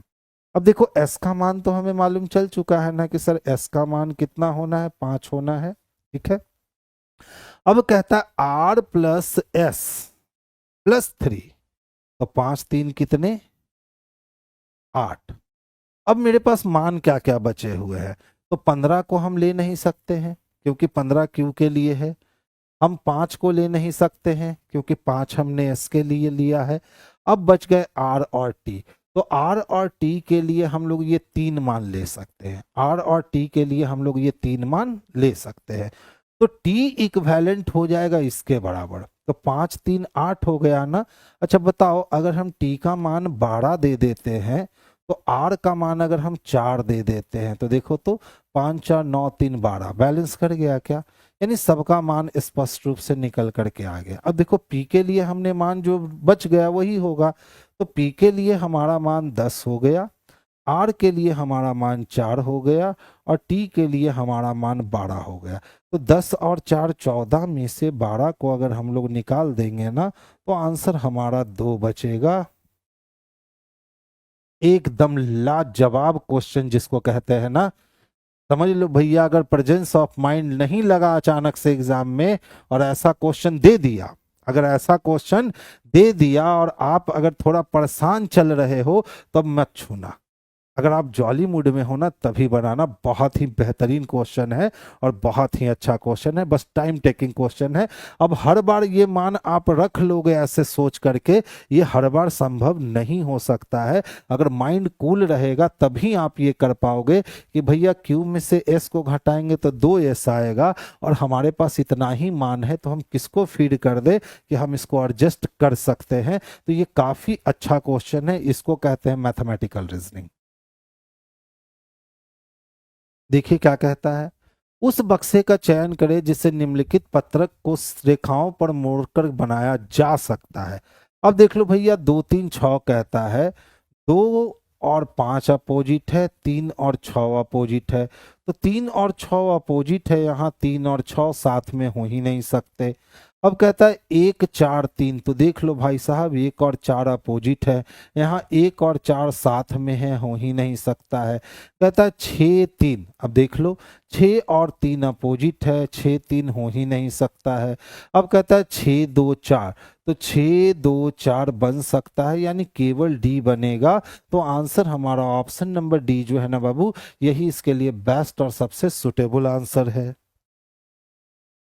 उस अक्षर का चयन करें जो चमड़े के उन थैलों को निरूपित करता है जो मजबूत है लेकिन लाल रंग का नहीं है। ठीक है, तो देखिए हमको चाहिए क्या क्या, तो चमड़ा का थैला चाहिए जो मजबूत है लेकिन क्या नहीं है, तो लाल नहीं है। तो वर्ग लाल रंग को निरूपित करता है, यानी वर्ग में हमें नहीं चाहिए, इससे बाहर कर लो। तो ये तो नहीं चाहिए, तो एन कट गया। ठीक है, के कट गया। अब बेचारा बच गया एम और जी। अब कौन बच गया, तो एम और जी। तो देखिए उसने क्या कहा था, आयत तो मजबूती को दिखाता है, तो जी और एम दोनों मजबूत है। वृत्त चमड़े को दिखाता है, तो वृत्त चमड़ा है तो चमड़े को दिखाता है, लेकिन लाल रंग का नहीं। तो चमड़े के उन थैले को, अब सवाल उठता है सर त्रिभुज थैला को दिखाता है, यानी एम चाहिए मुझे, क्योंकि एम थैला भी दिख रहा है, मजबूत भी दिख रहा है और चमड़े का भी दिख रहा है। तो अब जी हमारा कट जाएगा और एम हमारा आंसर हो जाएगा। यानी बच्चे ऑप्शन नंबर डी जो है ना, यही इसके लिए बेस्ट और सबसे सुटेबल आंसर होगा। देखिए ध्यान से, लाइट को क्या लिखोगे, तो चलो सबसे पहले वहीं से वहीं गेम करते हैं। ठीक है, देखो पहले वाले में द लाइट हाउस है, दूसरे वाले में हाउस इज बिग है, इसमें भी हाउस, इसमें भी हाउस। ठीक है, दोनों में एक एलिमेंट तो पक्का कॉमन होगा। तो देख लो तो पहले और दूसरे में क्या कॉमन है, तो सर देख लेंगे, देखने पर जू ची पिन को लिखता है द लाइट हाउस और मो टीम जू लिखता है, तो भैया जू कॉमन है, खत्म हो गया। अब देखो द यहाँ भी रहा और द यहाँ भी रहा, यानी इसमें और इसमें कुछ ना कुछ तो कॉमन होगा। तो देख लो भाई साहब, पिन यहाँ भी है और पिन यहाँ भी है। अब इकलौता बच गया लाइट और लाइट के लिए बच गया ची। तो आंसर हमारा हो जाएगा ची, जो ऑप्शन नंबर ए में स्पष्ट रूप से देखने को मिल रहा है। नेक्स्ट क्वेश्चन की ओर मूव करेंगे और देखेंगे नेक्स्ट क्वेश्चन क्या कहता है। 4 अक्षर समूह में से ऑड मैन आउट तलाशने, चलो भैया तलाशते हैं। देख लो 18 में 3 ऐड कर लोगे बच्चे 21 हो जाएंगे, और 10 में 3 ऐड करोगे 13 होंगे, 14 में 3 ऐड करोगे 17 होंगे, और 19 में 3 ऐड करोगे 22 होंगे। यानी पहले अटेम्प्ट में नहीं मिला। आगे चलते हैं, 21 में अगर 2 ऐड करोगे तो 23 होगा, और 13 में 2 ऐड करोगे तो 15 होगा, 17 में 2 ऐड करोगे तो 19 होगा, लेकिन 22 में 3 ऐड करोगे ना तब 25 होगा। यानी ऑप्शन नंबर अदर से डिफरेंट है, सब में 3 और 2 ऐड हो रहा है। जबकि बी नंबर की अगर हम बात करते हैं बच्चे, तो 3 और 3 ऐड हो रहा है। नेक्स्ट क्वेश्चंस की ओर मूव करेंगे और देखेंगे क्या कहता है। देखिए, W का अपोजिट D होना है, O का अपोजिट L, I का अपोजिट R और D का अपोजिट W। बस अपोजिट वैल्यू को लिख देना है। तो V का अपोजिट E होता है, E का अपोजिट V होता है, R का अपोजिट I और B का अपोजिट Y होता है। यानी E भी I Y चाहिए, E भी I Y option number D में दिख रहा है। तो आंसर हमारा ऑप्शन नंबर D हो जाएगा। आगे चले, नेक्स्ट वन देखेंगे। अब देख लो भाई साहब, सीरीज है और थोड़ी सी लंबी सीरीज है। और जब थोड़ी सी लंबी सीरीज है तो सीरीज का एक ही रामबाण इलाज होता है कि भाई साहब कुछ मत कीजिए, दो पदों के बीच का आप अंतर फाइंड आउट कर लीजिए कि अंतर क्या है। तो चलिए हम लोग अंतर को डिफाइन करते हैं और देखते हैं अंतर क्या है। अच्छा, अगर यहाँ देखोगे 4 से 22 होने का मतलब है कि 18 प्लस होगा तभी 22 आना है। अब देख लो 22 से 47, तो 7 में से 2 गए बच्चे, 5 बचा, और 4 में से 2 गया तो 2, यानी 25 का अंतर आया। अच्छा, फिर से देखो तो 13 में से अगर हम 7 निकाल दे तो 6 बचेगा क्या, और यहाँ 7 में से 4 निकाल दे तो 3 बचेगा क्या, यानी 36 का अंतर आएगा। 12 में से 3 निकाल दे तो 9 बचेगा, 12 में से 8 निकाल दे तो 4, यानी 49 का अंतर आया। 8 में से 2 निकाल दे तो 6, और 19 में से 13 निकाल दे तो 6, यानी 66 का अंतर आया। इसी तरह से 13 में से 8 निकालेंगे तो 5, और 17 में से 9 निकालेंगे तो हो जाएगा कितना, 8। ठीक है, और अब बच गया भैया एक में से एक 0, यानी 85। बस अगला टर्म ज्यों ही 100 हो जाए ना, हमें हमारा आंसर जो है ना ये बिल्कुल आराम से मिल जाएगा। तो देखिए, थोड़ा सा मेहनत कर लेते हैं। 18 से 25 जाने, यानी इधर 2 और इधर 5, यानी 7 की बढ़त हो जाएगी। अब देख लो 25 10 35 से 36, यानी 11 की बढ़त हो गई। 36 10 46 और 3 49, यानी कि 13 की बढ़त हो गई। और 49, तो यहाँ देख लो, तो यहाँ 13 के बाद 15 हो रहा है क्या, तो 9 इधर निकला तो 1, यानी 7। ठीक है, अब यहाँ पे एक 17, यानी प्राइम नंबर चल रहा है। देख लो 7 11 13 17, अगला 19 आएगा तो कंफर्म हो जाएगा। 15 में से 6 गया तो 9 हो गया, और 7 में एक बिल्कुल कंफर्म हो गया कि सर प्राइम नंबर ही चल रहा है। पहले 7 था, फिर 11, फिर 13, फिर 17, फिर 19। तो 19 के बाद जो अगला प्राइम नंबर मिलता है वो होता है बच्चे 23। 19 के बाद अगला प्राइम नंबर कौन, 23। तो देखो 5 3 कितने हो गए, 8 हो गए, 8 2 कितने हो गए, 10 हो गए, यानी 108 इसमें ऐड करना है। 8 3 11 के लिए एक हाथ में बचा, 1 8 1 9 हो गया, और 2 1 3, 391 चाहिए, जो कि ऑप्शन नंबर बी में स्पष्ट रूप से दिख रहा है। तो आंसर बाबू हम लोग ऑप्शन नंबर बी को लिखा लगा लेंगे, यही इसके लिए बेस्ट और सबसे सुटेबल आंसर है। नेक्स्ट क्वेश्चंस की ओर मूव करेंगे और देखेंगे क्या है। 30 20 50 5 55 1 56, और 17 में से 12 गया तो 5 -5 कर दो 51। देख लो भैया, 31 और 25 को अगर हम लोग जोड़ लेते हैं, ठीक है, तो 5 1 6 हो गए, 3 2 5, 56 हो गए क्या। अब इसी तरीके से 17 में से हम लोग 12 को माइनस कर लेते हैं, तो 17 में से 12 को माइनस किए तो 5 आया, 56 में 5 माइनस कर दिए, 51 मिल गया। मिल गया क्या। लेकिन सवाल उठता है अगला जाएगा क्या, तो चला अगला देखते हैं। 37 और 19, हमने 31 और 25 जोड़ा था ना, तो इस बार हम 19 और 37 को जोड़ते हैं। तो जोड़ लीजिए, तो 9 6 15 1 16 का 6 हाथ में बच गया 1, और 3 1 4 1 5, फिर से 56 आया, और वहां हो गया 23 -21, यानी कि बच गए 2। अगर 56 में 2 घटाएंगे तो 54 आएगा। देख लो 54, अच्छा 54 नहीं दिया है। चलो, एक बार मेहनत बर्बाद हो गई, कुछ और सोचते हैं। 25 10 35, 25 10 35, और 5 40, और 40 और 2 42, 31 नहीं, 31 10 41, 42 43, 43, यहाँ 8 43 और यहाँ 8 51 होता है। अच्छा एक और देखो तो स्टेप, अगर हम 12 ऊपर नीचे को जोड़ रहे हैं, 12 31 को जोड़ते हैं तो 2 1 3 3 1 4 43 हो जाएगा। इसी तरह से अगर हम 25 में से 17 की कमी कर दें तो 8 हो जाएगा। 25 में से 17 की कमी कर दे तो 8 हो जाएगा। अगर इन दोनों को हम जोड़े तो 51 आएगा क्या? आएगा।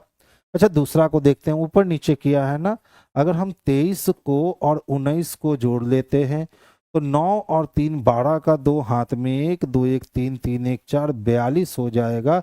और अब 37 और 21 को घटाना है, 37 और 21 को घटाना है तो 6 बचा इधर और 1 बचा इधर 16। अगर हम इसको प्लस करते हैं तो 6 2 8 4 1 8, बहुत बढ़िया मिल गया। यानी काम क्या किया गया है? तो अच्छा काम किया गया है, ऊपर नीचे को जोड़ दिया गया और फिर दाएं बाएं को घटा कर करके जो आया उसमें जोड़ दिया गया।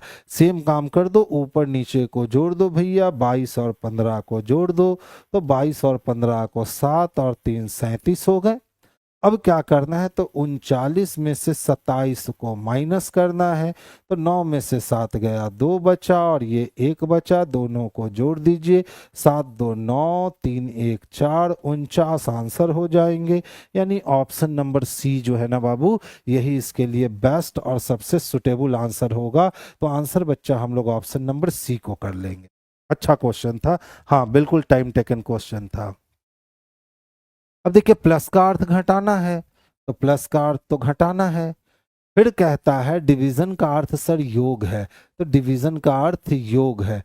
फिर कहता है लेसर का अर्थ गुना है, बढ़िया। फिर कहता है ग्रेटर का अर्थ है सर भाग लगाना, ग्रेटर का अर्थ क्या? भाग लगाना। अब बॉडमास का रूल अप्लाई करते हुए हम लोग सिस्टम को हैंग करवाते हैं, ठीक है। तो देखो 3 दूना कितने? 6, 2 नवा कितना? 18। तो अब हो गया 79 प्लस 11 नवा 99 और माइनस 9, यानी कि 79 और प्लस 90 हो गया। तो 9 के लिए 9 9 6 15 1 16 169 चाहिए, जो कि ऑप्शन नंबर ए में स्पष्ट रूप से हमें देखने को मिल रहा है। तो बच्चे आंसर हमारा ऑप्शन नंबर ए जो है ना, यही परफेक्ट और सुटेबल आंसर होगा। देखिए पहली संख्या ये होती है, दूसरी ये और तीसरी ये, हमेशा याद रखोगे। कहता है कि सर बताओ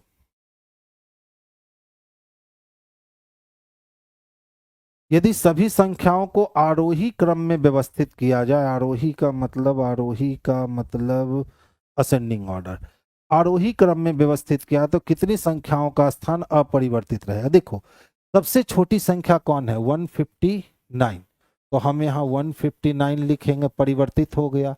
इससे बड़ी संख्या कौन है? तो 365, नहीं हुआ परिवर्तित। इससे बड़ी संख्या कौन है? तो 451, नहीं हुआ परिवर्तित। इससे बड़ी संख्या कौन है? तो 589 हो गया परिवर्तित। उससे बड़ी संख्या कौन है? 7 9, यानी ये दो संख्या अपरिवर्तित रहेंगे। तो आंसर हमारे पास आएगा बी नंबर, यानी 2 इसके लिए सबसे बेस्ट और सबसे परफेक्ट आंसर है। सर तेजस बैच में बिहार एसएससी का सेट कब से होगा? जब हम तेजस बैच में 1000 क्वेश्चंस बना रहे थे, ठीक है, 1000 क्वेश्चंस को थ्योरी के साथ कवर करवाने थे, तो हमने उसमें 1000 क्वेश्चन से लगभग ऊपर करवा दिए हैं। उसकी दूसरी सेशन कुछ ही दिन में फिर से आएगी, जिसमें जो बचा हुआ टॉपिक है ना, उसको लेकर के हम लोग फिर से 1000 क्वेश्चन उसमें क्रिएट करेंगे, ठीक है। अच्छा देखिए तो 23 से 21 होने का मतलब 2 की कमी, और 11 से 12 होने का मतलब +1 हो जाना, और 27 से 26 होने का मतलब -1। तो जब एक में चेक कर लिया ना तो दूसरे में चेक मत करो, ठीक है, हमेशा याद रखो। अब बोला कि सर इसी पैटर्न का अनुसरण कौन करता है? तो देखो 4 में अगर 2 की कमी करेंगे तो 2 मिल जाएगा, और 20 में से अगर हम कितना घटा दें? 3 घटा दें तब 17 मिलेगा, यानी ये नहीं करता है फॉलो। 15 में अगर 2 की कमी कर दे तो 13 मिलेगा, 15 में 1 जोड़ दे तो 16 मिलेगा, और 23 में 1 घटा दे तो 22 मिलेगा, यही आंसर है, यही इस पैटर्न को फॉलो करता है। तो अब क्वेश्चन सेटर क्या करने लगा है ना कि ये दो दो सेट देने लगा है और दोनों सेट में लॉजिक एक होता है, लेकिन बच्चे तो नादान हैं, बच्चे दोनों सेट को चेक करते हैं और दोनों में लॉजिक एक ही आता है। तो जब ऐसा दो सेट आपको मिले ना बाबू, तो दोनों में से कोई एक सेट जब चेक कर लिया, काम खत्म हो गया। दोनों सेट कभी भी अलग अलग ऑप्शन, अलग अलग लॉजिक से नहीं बनेंगे, ठीक है। तो अब उसके क्वेश्चन सेटर के मायाजाल में बिल्कुल मत फंसना। जब भी ऐसा दो सेट दे तो कोई एक सेट को ही कर लेना कवर। एक सेट बन गया तो समझना कि बस बन गया, दूसरे सेट में मेहनत करने की जरूरत नहीं है। अच्छा देख लो, 100 में अगर 2 जोड़ देंगे तो 8 मिलेगा क्या? 8 में अगर 2 जोड़ देंगे तो 10 मिलेगा क्या? और 10 में 2 जोड़ देंगे तो 12 मिलेगा, और 12 में 2 जोड़ देंगे तो 14 मिलेगा। यानी जैसे स्टार्ट होना चाहिए, जैसे एक ही स्टार्ट हुआ है, ऑप्शन नंबर डी। पूरा लिख करके बनाने की कोई जरूरत नहीं है। नेक्स्ट वन देखेंगे। अच्छा देखो, ध्यान से देखना, जो पहला लेटर था ना वो अंतिम हो गया, ठीक है। यहां भी पहला लेटर अंतिम, तो 2 सेट दिया है तो एक ही सेट को तैयार करो। पहला लेटर अंतिम बना, पहला लेटर डब्ल्यू अंतिम नहीं बन रहा है, खत्म। पहला लेटर क्यू अंतिम नहीं बन रहा है, खत्म। पहला लेटर टी अंतिम नहीं बन रहा है, खत्म। यही आंसर होगा, और ज्यादा दिमाग खर्च करने का इसमें जरूरत नहीं है। 2 4 2 6 एक 7 लोग की परीक्षा सोमवार से शुरू होकर और रविवार को समाप्त होती है। तो Monday, Tuesday, Wednesday, Thursday, Friday, Saturday और ये रहा संडे। 7 लोग, 7 दिन, 7 परीक्षा, एक एक दिन एक एक लोगों की परीक्षा होनी है। चलिए आगे काम शुरू करते हैं। कहता है आर की परीक्षा गुरुवार को है, यानी थर्सडे का दिन जो है वो आर के लिए फिक्स हो गया कि आर की परीक्षा गुरुवार को है। यू और क्यू के बीच 4 व्यक्ति, यू और क्यू के बीच में कितने व्यक्ति? 4 व्यक्ति। इससे स्पष्ट नहीं होगा कि कौन ऊपर और कौन नीचे, जिसमें से किसी भी परीक्षा रविवार की नहीं हुई, यानी यू और क्यू की परीक्षा रविवार को नहीं होगी। देख लो, अच्छा लाइन है।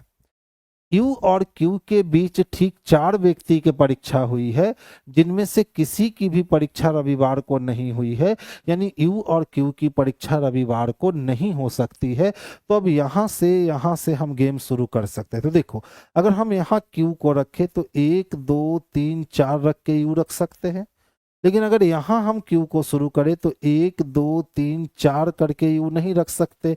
इसका मतलब तय हो गया कि या तो यू क्यू को यहां आना पड़ेगा, या तो क्यू यू को यहां आना पड़ेगा।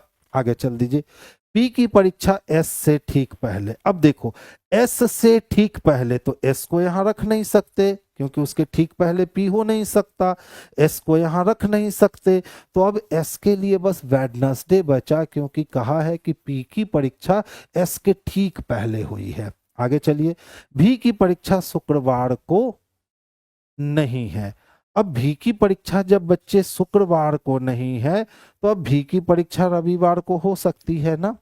अब कहता है यू की परीक्षा एस के बाद नहीं है। अब एस के बाद किसकी परीक्षा नहीं है? तो यू की परीक्षा नहीं है। इसका मतलब क्यू ऊपर से कटेगा और यू नीचे से कटेगा। क्यू के बाद कितने व्यक्तियों की परीक्षा है? तो देख लो, क्यू के नीचे बस एक व्यक्ति है। एक व्यक्ति किस में है? तो बच्चे ऑप्शन नंबर बी में है। तो आंसर हम लोग इसका ऑप्शन नंबर बी लगाएंगे, यही इसके लिए बेस्ट और सबसे सुटेबल आंसर है। ये भी क्वेश्चन अच्छा था, ध्यान दोगे। देखिए, सबसे पहले लेटा हुआ है, फिर खड़ा हो गया, फिर लेटा हुआ है, तो इस बार तय है कि खड़ा होगा। लो, सब में खड़ा कर दी। अब देखो, सबसे पहले कहाँ देख रहा था? उत्तर। फिर कहाँ देखा? पूरब। अच्छा, ऐसे हम लोग सोचते हैं। ये लाइन जब घूम रहा है तो पहले ऐसे घूमा, फिर ऐसे घूमा, तो अब ऐसे घूमेगा। तो ऐसे घूमेगा तो ट्रायंगल का यहाँ आना है, लेकिन सर्किल को यहाँ आना है, ये तय है। इसमें सर्किल नहीं है, इसमें सर्किल नहीं है। अब इसी दोनों में किसी एक को होना है। तो देखिए, ट्रायंगल घूमता कैसे है। एक बार पहले अंदर को देखा, ठीक है, लाइन जो था वो अंदर को देख रहा था, फिर अंदर को देखा। अब कहाँ बाहर को देख रहा है, तो फिर वो कहाँ देखेगा, तो सर बाहर को देखेगा और इसके बाद वो अंदर को देखेगा, तो बी नंबर कैंसिल हो गया और सी नंबर इसके लिए बेस्ट और सबसे सुटेबल आंसर हो गए। तो आंसर बच्चे ऑप्शन नंबर सी को लगाइएगा। अगर थोड़ी सी सावधानी हट गई ना तो आप आंसर बी को लगा दोगे, जो कि गलत आंसर होगा। नेक्स्ट वन देखेंगे, कौन सा पद दूसरे से भिन्न है। चलिए भिन्न को निकालते। देखो 7 में 3 जोड़ोगे 10 होगा क्या, 16 में 3 जोड़ोगे 19 होंगे, 1 में 3 जोड़ोगे 4 होंगे और 13 में 3 जोड़ोगे 16। पहले फेज में सब बच गया। 10 प्लस 2 12, 19 प्लस 1 20 और 4 प्लस 2 6 और 16 प्लस 2 18। सब में 3 2 3 2 हो रहा है बच्चे, इसमें 3 1 हो रहा है, यही अदर से डिफरेंट है। तो ये था आज का सेशन। ठीक है, कल हमारी और आपकी फिर से मुलाकात होगी और कल फिर से हम लोग इसी तरह से 50 क्वेश्चंस के आसपास कल भी देखेंगे। अलग क्वेश्चंस, अलग कॉन्सेप्ट, अलग थ्योरी। तो चलिए आज की सभा हमारी यहीं बर्खास्त होती है और बाकी आपकी आगे की सभा जो है, जैसे मैथ की डिस्कशन हो गई, साइंस की डिस्कशन, आर्ट्स की डिस्कशन, वो आपकी कंटिन्यू रहेगी। तो आज की सभा हमारी यहीं बर्खास्त होती है। फिर कल हम आपसे मिलते हैं और कल भी हम लोग क्वेश्चंस को एंजॉय करते हैं। ये पहला प्रश्न जो आपके सामने है, कहता है निम्नलिखित में से कौन प्रथम जनजातीय लोकसभा अध्यक्ष थे।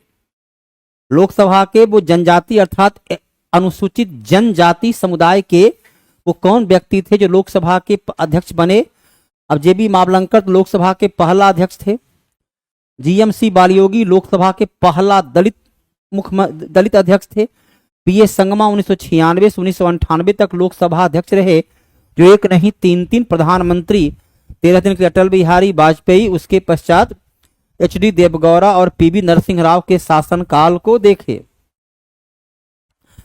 पश्चिमी घाट के अंतर्गत पश्चिमी घाट की शुरुआत कहां से होती है। पश्चिमी घाट को सह्याद्री के नाम से भी जाना जाता है। पश्चिमी घाट सघन है और ये ऊंचा भी है। पश्चिमी घाट का ही सर्वोच्च चोटी अनामुडी जो दक्षिण भारत की सबसे ऊंची चोटी है। तो पश्चिमी घाट में अन्नामलाई, नीलगिरी और कार्डमम की पहाड़ी आती है। नल्ला मलाई और जाबदी पहाड़ी उसमें शामिल नहीं है। 3 और 4 को बाहर कर देना है, आपका उत्तर आ जाएगा।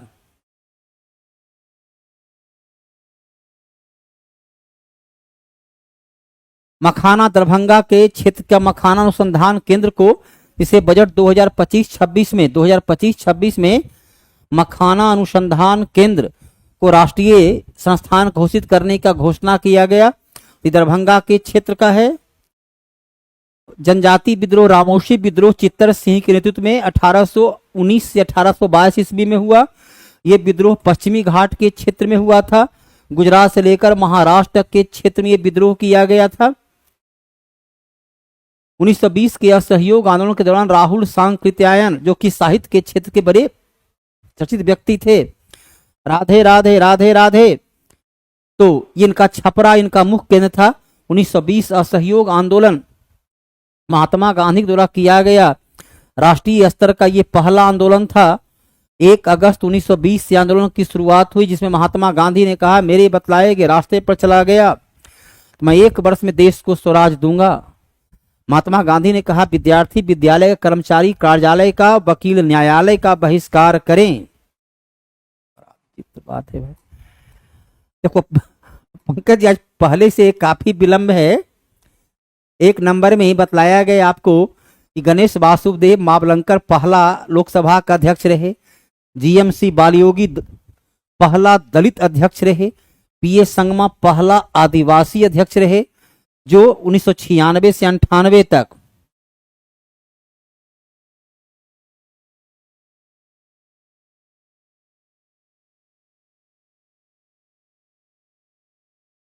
चलिए कोई बात नहीं विद्यार्थीगण, जीवन में सफलता और असफलता साथ चलती है।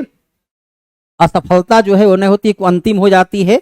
असफलता से यदि आप सबक लेते हैं, यकीनन तौर पर सफलता आपकी मार्ग में स्वयं जो है फूल बिछाए खड़ी रहती है। दोनाली किस महाद्वीप की सर्वोच्च चोटी शिखर है। अब चलिए दक्षिण अमेरिका का एक अकांकागुआ, अकांका गुआ जो एंडीज पर्वत श्रेणी का है, तो स्पष्ट है कि ये दक्षिण अमेरिका, उत्तर आपका नहीं होगा। यहां से तो स्पष्ट हो गया कि दक्षिण अमेरिका का सर्वोच्च चोटी अकांका गुआ है जो 6961 मीटर ऊंचा है, 6961 मीटर। चलिए ये खत्म हो गया। उत्तरी अमेरिका की रॉकी पर्वत, उत्तरी अमेरिका की रॉकी पर्वत जिसे माउंट मैकिनले, माउंट मैकिनले या दोनाली शिखर कहते हैं। यह उत्तरी अमेरिका की सर्वोच्च शिखर है जिसकी ऊंचाई 6190 मीटर है, 6190 मीटर है। उसके बाद आइए अफ्रीका की है किलिमंजारो, अफ्रीका की किलिमंजारो, अफ्रीका का किलिमंजारो जो तंजानिया में है, तंजानिया में है। ये सर्वोच्च चोटी 5895 मीटर इसकी ऊंचाई हो जाती है ना। भारतीय बजट प्रणाली संसद पहली बार 1860 ईस्वी में इंग्लैंड की संसद में, इंग्लैंड की संसद में 1860 ईस्वी में, 1860 ईस्वी में इंग्लैंड की संसद में भारतीय बजट को सबसे पहले पेश किए जेम्स विल्सन ने। जेम्स विल्सन ने, क्योंकि 1858 के अधिनियम के बाद भारत की शासन व्यवस्था सीधे ब्रिटिश महारानी के हाथों में चली गई और ब्रिटिश संसद के द्वारा ही भारत के लिए कानून का निर्माण किया जाने लगा। तो पहली बार 1860 में जेम्स विल्सन ने, और उस वक्त भारत के गवर्नर जनरल अर्थात वायसराय लॉर्ड कैनिंग थे जो 1856 से 1862 तक रहे। Lord Cornwallis Indian civil service का जनक लॉर्ड कॉर्नवालिस हुआ।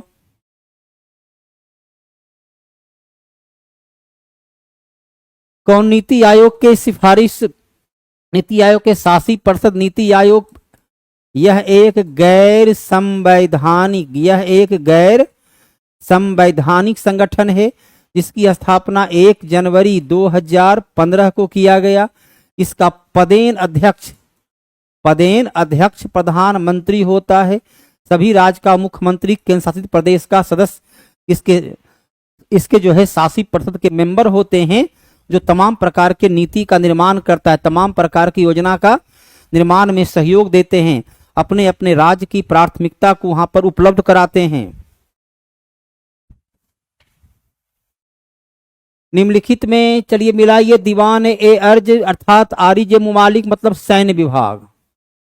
ये विभाग जो हो गया सैन्य विभाग। वजीर मतलब हो गया प्रधानमंत्री। चलिए यहां भी दो सही है।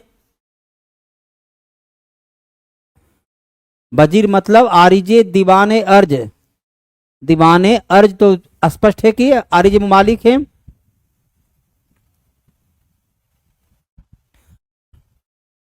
कारखाना, वकील दर, आला सर, धार्मिक अर्थात 1 2 3 4 कहीं है 1 2 3 4, ये चारों का चारों जो है मिला हुआ है। ये सभी दिल्ली सल्तनत, सभी जो है दिल्ली सल्तनत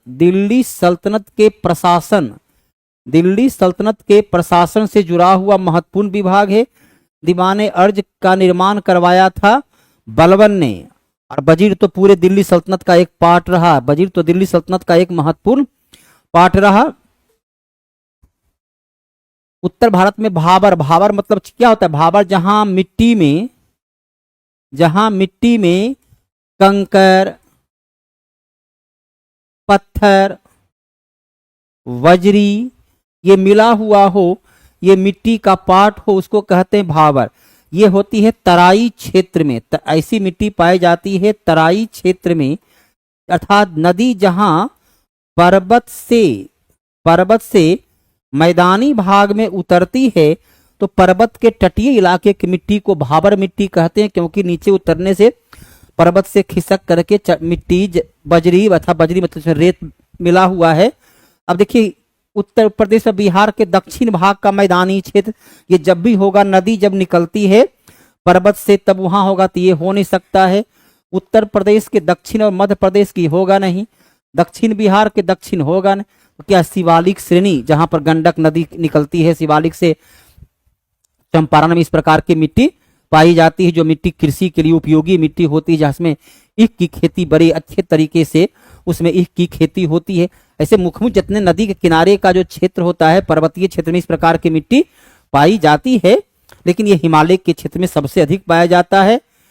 एपिको आंदोलन 1983 में कर्नाटका में हुआ। एपिको आंदोलन 1983 में कर्नाटका के क्षेत्र में यह आंदोलन किया गया।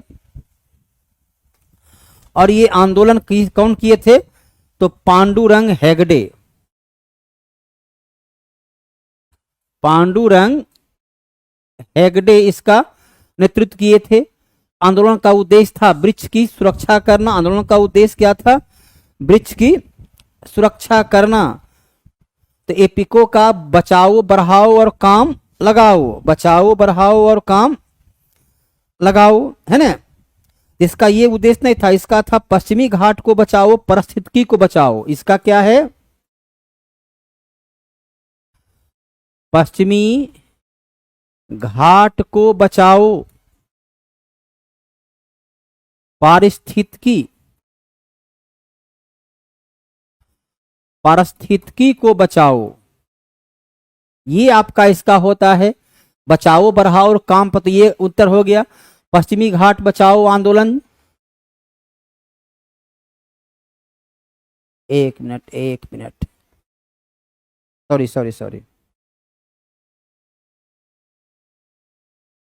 पीके आंदोलन सही है। पश्चिमी घाट बचाओ था पश्चिमी घाट बचाओ है, पश्चिमी घाट को बचाओ और पारिस्थितिकी को बचाओ, इससे जुड़ा होता है।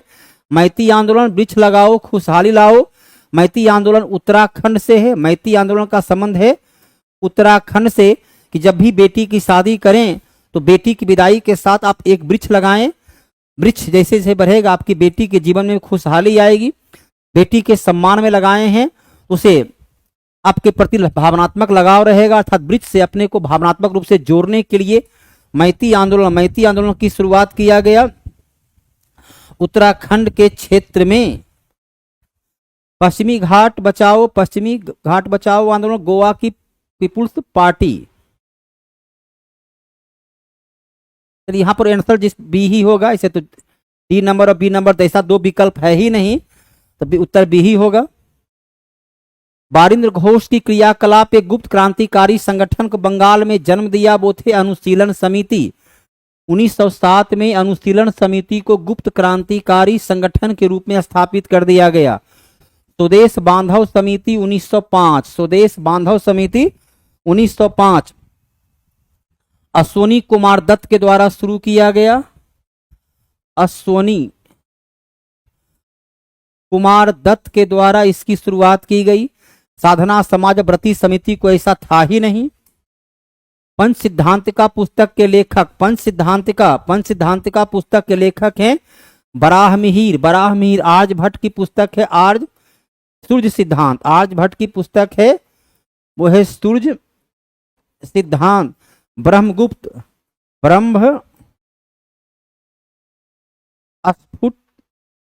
ब्रह्म स्फुट सिद्धांत, जिसमें इन्होंने गुरुत्वाकर्षण का सिद्धांत दिया। इसमें इन्होंने पहली बार गुरुत्वाकर्षण का सिद्धांत इनके ही द्वारा दिया गया, जो आप पढ़ते हैं न्यूटन ने दिया। इन्होंने कहा था कि जिस प्रकार से जल का स्वभाव है शीतलता प्रदान करना, अग्नि का स्वभाव है जलाकर राख कर देना, उसी प्रकार पृथ्वी का स्वभाव है सभी वस्तु को अपनी ओर आकर्षित करना। ये सबसे पहला सिद्धांत इनके द्वारा ही दिया गया, लेकिन यूरोपीय संपर्क राज किया और उसने न्यूटन का सिद्धांत को दिया कि गुरुत्वाकर्षण, और हम लोग मूर्ख पश्चिमी सभ्यता के अनुसरण करने वाले भारतीय आज भी वही पढ़ते हैं, जबकि हकीकत में सबसे पहले ब्रह्मगुप्त ने सिद्धांत दिया था। रेगुलेटिंग एक्ट 1773 में उल्लिखित गवर्नर जनरल के परिषद में, रेगुलेटिंग एक्ट 1773 में गवर्नर जनरल की परिषद में चार सदस्य थे। अब उसमें कौन कौन नहीं है, सो यहां पर देखिए सभी सदस्य का नाम देख लीजिए। बारवेल हैं, मॉनसन हैं, क्लेवरिंग हैं और उसके बाद फिलिप फ्रांसिस हैं। फिलिप फ्रांसिस हैं, लेकिन हाइड नहीं है। इसमें 4 सदस्य थे, बाद में 1784 में इसकी संख्या घटाकर 3 कर दिया गया। 1833 में संख्या 3 + 1 कर दिया गया। 1853 में संख्या को फिर से घुमा करके 4 कर दिया गया। रेगुलेटिंग से 1773।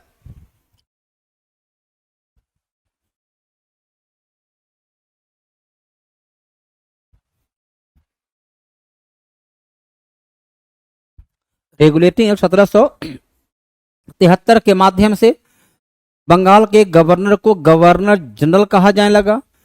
कलकत्ता में सर्वोच्च न्यायालय के नाम से एक नया अलग न्यायालय की स्थापना किया गया।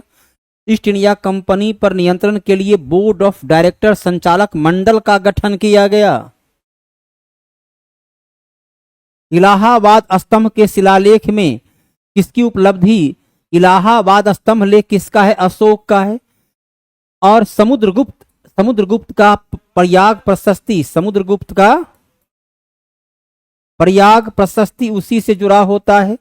प्रयाग प्रशस्ति के लेखक हैं हरिसेन। समुद्रगुप्त को भारत का नेपोलियन, समुद्रगुप्त को इसी अभिलेख के आधार पर भारत का नेपोलियन के नाम से भी जाना जाता है। चंद्रगुप्त विक्रमादित्य के बारे में कौन है? दिल्ली के मेहरौली, दिल्ली का मेहरौली का लौह स्तंभ, दिल्ली के मेहरौली का लौह स्तंभ चंद्रगुप्त विक्रमादित्य का है। राजा हर्ष का दरबारी कवि बाणभट्ट ने हर्षचरित नामक पुस्तक लिखा। रॉलेट एक्ट कब आया? 1919 में रॉलेट एक्ट आया। इसे काला कानून, महात्मा गांधी के द्वारा इसे काला कानून कहा गया। इसके विरोध में महात्मा गांधी ने 6 अप्रैल 1919 को रॉलेट सत्याग्रह की शुरुआत किए। इस कानून के द्वारा लोगों की धार्मिक स्वतंत्रता सीमित नहीं की गई। भारतीयों को बिना मुकदमा चलाए 2 वर्ष तक जेल में रखने का प्रावधान था। इसे नो वकील, नो अपील, नो दलील के नाम से भी जाना गया। नो अपील, नो वकील, नो दलील के नाम से जाना गया। गौतम बुद्ध को एक देवता के स्थान पर जब चतुर्थ बौद्ध सभा का आयोजन किया गया, कब? ईसवी सन के प्रथम शताब्दी में इसकी स्थापना की गई। तब जो है इसमें बौद्ध धर्म 2 भागों में बंट गया है, हीनयान और महायान। महायान वो कहलाए जो गौतम बुद्ध को मूर्ति बनाकर भगवान मानकर पूजा करने लगे, वो महायानी कहलाए। तो ये मूर्ति बनाकर पूजा करने की प्रवृत्ति शुरू हुई चतुर्थ बौद्ध सभा में, अर्थात कनिष्क के शासनकाल में। गौतम बुद्ध स्वयं मूर्ति पूजा का विरोध किए हैं। चंद्रगुप्त मौर्य जो है ये जैन धर्म का अनुयायी था और जैन सन्यासी भद्रबाहु के साथ ये कर्नाटक का श्रवण बेलगोला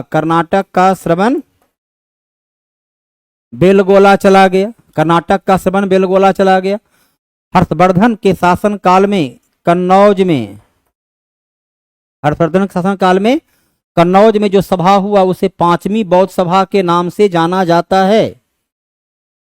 भारतीय संविधान की दूसरी अनुसूची में निम्नांकित में से किस पद का वेतन का उल्लेख नहीं है? द्वितीय अनुसूची में राष्ट्रपति का वेतन, लेकिन उपराष्ट्रपति वेतन उपराष्ट्रपति को नहीं मिलता है। उपराष्ट्रपति को प्राप्त होने वाला वेतन राज्यसभा का सभापति का वेतन है। उपराष्ट्रपति का तो अपना कोई वेतन है ही नहीं। इनको जो वेतन प्राप्त होता है वो तो राज्यसभा के सभापति का वेतन है, राज्यसभा के सभापति का वेतन है। तो अपना वेतन जब है ही नहीं, फिर उपराष्ट्रपति का उल्लेख क्यों रहेगा? उपराष्ट्रपति को वेतन जो प्राप्त होता है, अनुच्छेद 64 कहता है उपराष्ट्रपति राज्यसभा का पदेन सभापति होता है और उसे वेतन राज्यसभा के सभापति के रूप में प्राप्त होता है।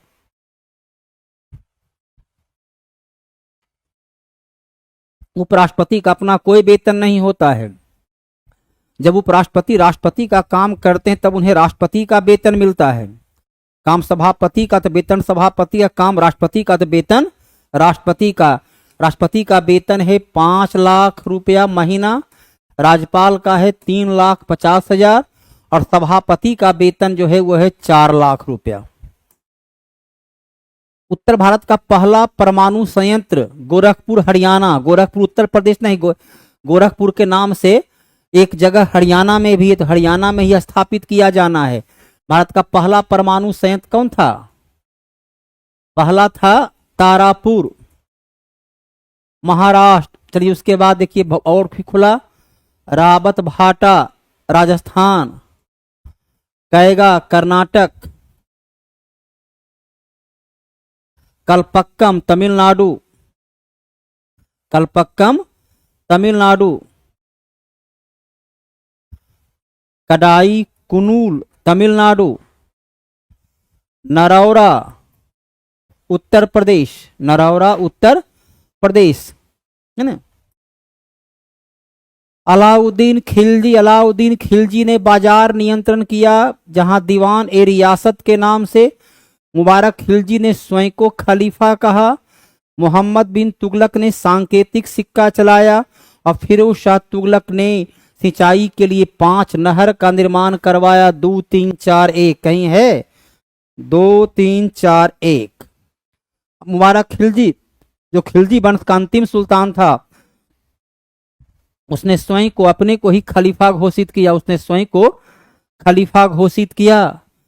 और फिरोज शाह तुगलक ने कम से कम सिंचाई के लिए 5 नहर का निर्माण करवाया। मोहम्मद बिन तुगलक को पागल सुल्तान के नाम से जाना जाता है, मोहम्मद बिन तुगलक को पागल सुल्तान के नाम से जाना जाता है। सूची 1 और 2 को मिलाइए। अलग अलग राज्य में बांध का है, मैटूर बांध, नदी कावेरी, कृष्णराज सागर नदी कावेरी, मैटूर बांध है तमिलनाडु में और ये बांध है। चलिए यहाँ 2 कन्फर्म आपका हो गया।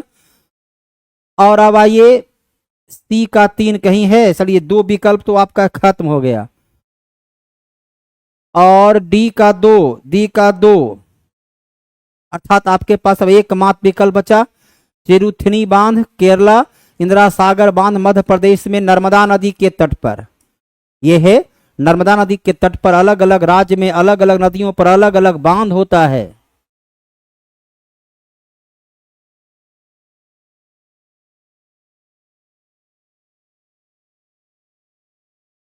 अभिषेक आनंद जी अनुच्छेद 142 लिखता है, अनुच्छेद 142 142 142 लिखता है, यदि संसद के द्वारा बनाया गया कानून भारत के संविधान का उल्लंघन करता है, संसद के द्वारा बनाया गया कानून यदि भारत के विधान का उल्लंघन करता है या न्याय के सिद्धांत के विपरीत हो तो सुप्रीम कोर्ट उसे रद्द कर देगा। अनुच्छेद 142 उसे अधिकार देता है कि न्याय की प्रतिष्ठा को स्थापित करने के लिए, न्याय की प्रक्रिया को अपनाने के लिए, ऐसे सुप्रीम कोर्ट जो है सो पहले इस प्रकार का काम जरा कम किया करता था। संसद सर्वोच्च विधि निर्माण में इसमें कोई संदेह, लेकिन सुप्रीम कोर्ट इधर ज्यादा जरूरत से ज्यादा न्यायिक सक्रियता के नाम पर जो है कहीं न कहीं अपनी सीमा का उल्लंघन करते हैं।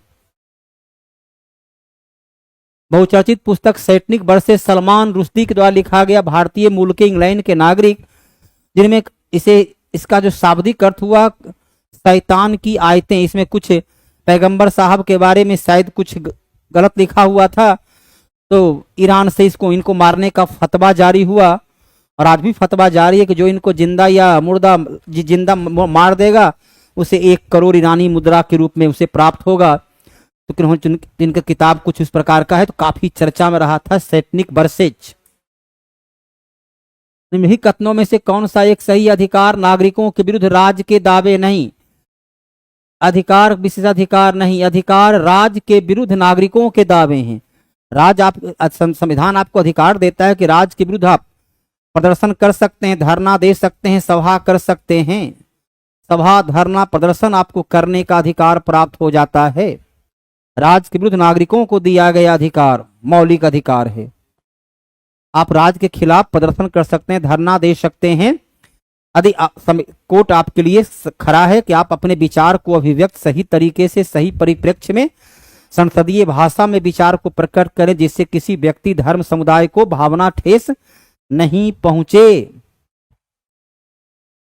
मुक्त बाजार, जहां आयात निर्यात, मुक्त बाजार कहता है जहां आयात और निर्यात पर कोई पाबंदी नहीं हो, बाजार की शक्ति के द्वारा इंटरनेशनल ट्रेड होता हो, तो बाजार में मांग और पूर्ति के आधार पर वस्तु की कीमत का निर्धारण होता हो। जहां कीमत को बाजार तय करे, कीमत को संस्थान नहीं, मांग अधिक होगी कीमत बढ़ जाएगा, मांग घटेगी कीमत घट जाएगा। तो जहां बाजार कीमत को तय करे उसे कहते हैं मुक्त अर्थव्यवस्था।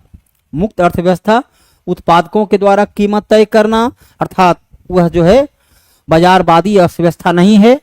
सरकार के द्वारा वो हो गया साम्यवादी व्यवस्था। साम्यवादी व्यवस्था पूंजीपतियों के द्वारा तो हो गया निजी माने पूंजीवादी व्यवस्था का ही अंग हो, सरकार के द्वारा हो गया साम्यवादी व्यवस्था। राज का नीति निर्देशक तत्व का कौन सही नहीं है? भारत का संविधान का भाग 4 में अंतर्विष्ट किसी भी न्यायालय द्वारा परिवर्तनीय नहीं होगा। अनुच्छेद 37 स्पष्ट रूप से लिखता है कि राज का नीति निर्देशक तत्व को न्यायालय लागू नहीं करा सकता है, न्यायालय के माध्यम से परिवर्तनीय नहीं होगा, न्यायालय इसके माध्यम से आदेश नहीं दे सकता है। अनुच्छेद 37 में लिखा हुआ है। देश की शासन में राज का नीति मूलभूत तत्व है, क्योंकि इसे संविधान का आदर्श कहते हैं। राज का नीति निर्देशक तत्व के माध्यम से ही ज्ञात होता है कि भारत एक लोक कल्याणकारी राज्य है। यह राज्य का कर्तव्य कानून निर्देशक का लागू करे। निर्देशक भारत के विश्व में एक उन्नत पूंजीवाद बनाना उसका उद्देश्य नहीं है, जन कल्याण करना उद्देश्य है, नागरिकों का उत्थान करना उद्देश्य है।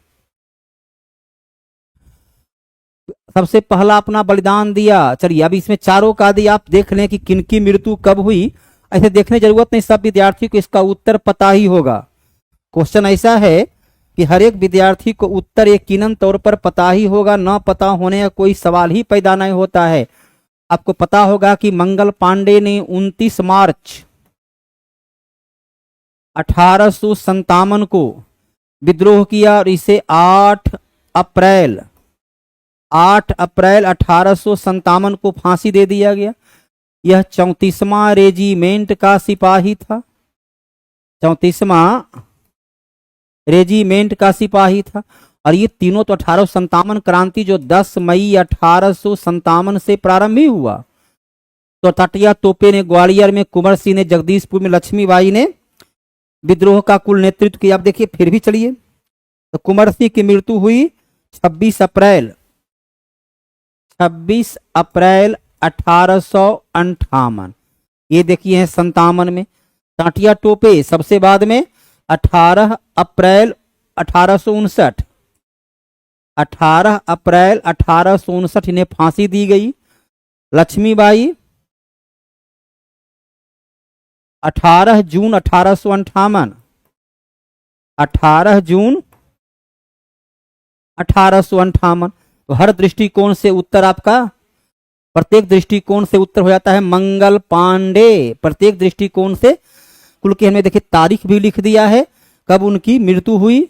मेवाड़ का युद्ध लड़ा गया 1615 में, जिसमें शासनकाल में महत्वपूर्ण उपलब्धि रही वो था जहांगीर।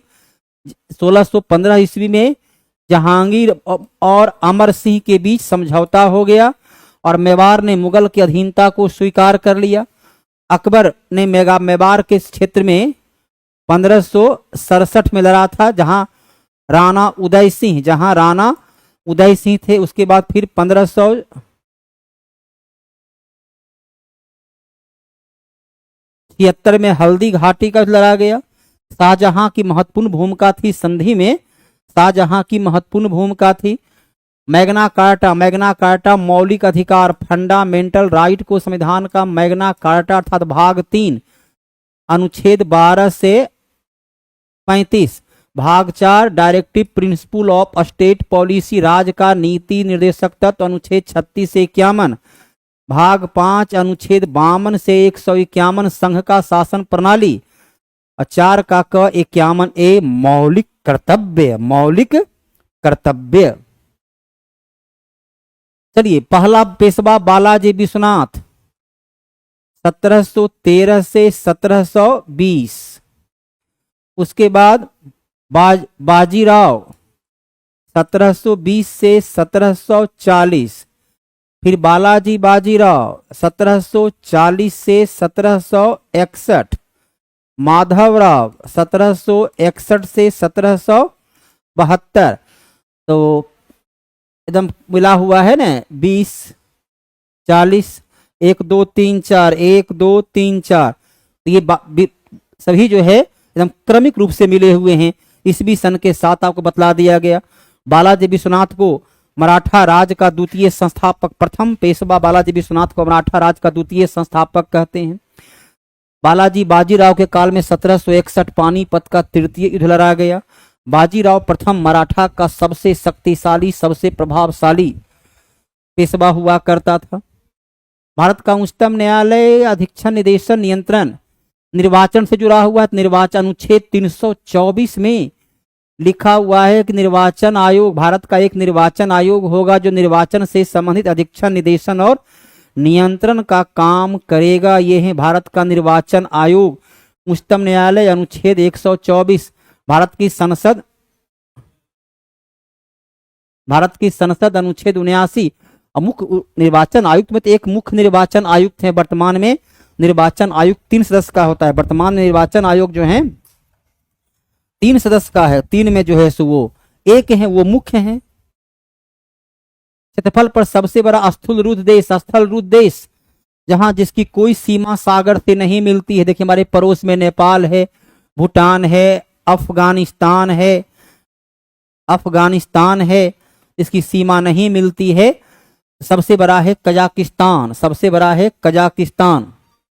महानंदा एवं बागमती के बीच, महानंदा सबसे पूरब में मिलती है और बागमती के बीच बहने वाली जो नदियां हैं वो है मेची नदी, कोसी नदी और कमला नदी। बूढ़ी गंडक मिलती है कटिहार में, बूढ़ी गंडक मिलती है कटिहार में। गंडक मिलती है आपका ये सोनपुर के पास अर्थात छपरा में, है ना। भूमध्य सागर का प्रकाश स्तंभ स्ट्राम्बोली को बोलते हैं, जो एक सक्रिय ज्वालामुखी है। एटना ज्वालामुखी ये भी इटली का सक्रिय ज्वालामुखी है। फ्यूजियामा जापान का ये एक प्रसुप्त ज्वालामुखी है। कोलिमा ये भी सक्रिय ज्वालामुखी है। सक्रिय ये है कहाँ, मैक्सिको में। चारों महत्वपूर्ण ज्वालामुखी में इसमें 3 ज्वालामुखी सक्रिय है और 1 प्रसुप्त है। चलिए, अलग अलग देश के झरना से जुड़ा होता है अर्थात वाटरफॉल से जुड़ा होता है, जो नदियों के द्वारा वाटरफॉल का निर्माण किया जाता है। तुगेला झरना दक्षिण अफ्रीका, चलिए तो मिला हुआ है चारों का चारों 1 2 3 4। इसमें हर नाम याद रखना, इसमें कुछ विशेष आपको करना है नहीं। खादी और ग्रामोद्योग का मुख्यालय मुंबई में है। खादी और ग्रामोद्योग का मुख्यालय मुंबई में है, जिसकी स्थापना 1956 में हुई। अब ये सब क्वेश्चन जो हो जाता है, ये हो जाता है स्टैटिक जी के, जिसमें डायरेक्ट आपको याद रखना होगा। खादी ग्रामोद्योग भारत के सबसे बड़े करधा उद्योग में शामिल है। कुटीर उद्योग का ये महत्वपूर्ण पार्ट हो जाता है। इसका मुख्यालय मुंबई में है। 1956 में इसकी स्थापना हुई। प्रथम पंचवर्षीय योजना क्या हो जाएगा, सामुदायिक विकास। 1952 में इसकी शुरुआत हुई थी। 1 का 2 कहीं है, चलिए 1 विकल्प गया आपका। द्वितीय योजना तीव्र औद्योगिकरण, जिसमें द्वितीय योजना में राउरकेला, भिलाई और दुर्गापुर में एक लौह इस्पात कारखाना की स्थापना किया गया। 2 का 1, चलिए अभी तीनों सही है। तृतीय पंचवर्षीय योजना आधारभूत उद्योग, जिसमें बोकारो में लौह इस्पात कारखाना की स्थापना किया गया। चलिए क्या है, 2 1 3, चलिए दूसरा विकल्प गया है ना, 2 विकेट गिरा। आगे देखिए, चतुर्थ योजना है स्वावलंबन एवं अस्थिरता। पहली बार आत्मनिर्भरता का प्रयोग 5। अर्थात ये भी चला गया। और पंचम योजना न्यूनतम आवश्यकता कार्यक्रम, अर्थात आंसर आपका डी आ गया। इस प्रकार से यदि प्रश्नों को आप छांटते हैं सही तरीके से तो उत्तर देने में कोई कठिनाई नहीं होती है। संघ एवं राज्य लोक सेवा आयोग की नियुक्ति तो अनुच्छेद 315 के आधार पर संघ लोक सेवा आयोग, यूनियन पब्लिक सर्विस कमीशन और स्टेट पब्लिक सर्विस कमीशन का गठन होता है। 316 के आधार पर राष्ट्रपति और राज्यपाल इसे नियुक्त करते हैं। 317 के आधार पर इन्हें पद मुक्त किया जाता है। 318 के आधार पर इनका सेवा शर्त है और 319 उन पर नियंत्रण और निर्देशन से जुड़ा होता है। तो सभी का सभी जो है संघ लोक सेवा आयोग से ही जुड़ा हुआ है। गुरु महिसानी जो है ये लौह अयस्क के लिए, गुरु महिसानी लौह अयस्क के लिए जाना जाता है। गुरु महिसानी का संबंध किससे है? लौह अयस्क उड़ीसा में। चलिए राज्य का नाम दियो, तीन, कहीं तीन है? चलिए 2 विकल्प आपका समाप्त हो गया, 2 विकेट गया पहला गेंद पर, है ना। अब आइए तलचर उड़ीसा में, तलचर जो है उड़ीसा में कोयला के लिए अर्थात 4। चलिए अभी दोनों डटे हुए हैं। जादूगोरा यूरेनियम के लिए 2। चलिए एक विकल्प खत्म हो गया आपके सामने। देखिए विकल्प इस प्रकार से प्रश्न को छांटिए तो देखिए विकल्प कहाँ कहाँ आता है, कहाँ विकल्प जाता है, बड़े आसानी से आप उत्तर दे पाओगे। महात्मा गांधी के अनुसार निम्नलिखित में किसने भारतीयों को अपनी ही भूमि पर अजनबी और अपाहिज बना दिया? अंग्रेजी शिक्षा ने हमारी भाषा को ही खत्म कर दिया। अब घर में पढ़ा जो है आलू, स्कूल गया तो कहा पोटैटो। अब बेचारा दिमाग उसका चकरा जाता है कि आज तक मम्मी जो हम आलू बोलते थे भिंडी पढ़ता गया। और वह जो है तो कोई 2 बरस का बच्चा भी अपने तुतली आवाज में जो है बाक को सिस्टमेटिक वे में बोलने का प्रयत्न करता है, बाक बोल भी देता है 3-4 बरस में। और पूरा का पूरा जो बेचारा 5 बरस पढ़ा है, घर पर सीखा है, स्कूल गया, सब के सब अंग्रेजी भाषा आ गया। जो आज पढ़ा उसको पूरा का पूरा दिमाग उसका घूम जाता है। ये क्या हो गया? लेडी फिंगर कहाँ से आ गई भिंडी? तो आज तक जो पढ़ते रहे अब उसको फिर से नए सिरे से, तो जो उसने अपनी बौद्धिकता से सीखा वो 3 बरस की योजना को जो उसने सीखा उसको स्कूल बर्बाद कर देता है, अपनी भाषा से अजनबी बना देता है।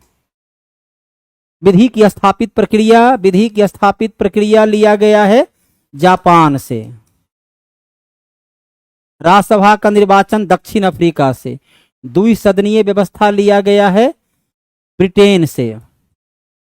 समवर्ती सूची ऑस्ट्रेलिया से, अर्थात 2 और 4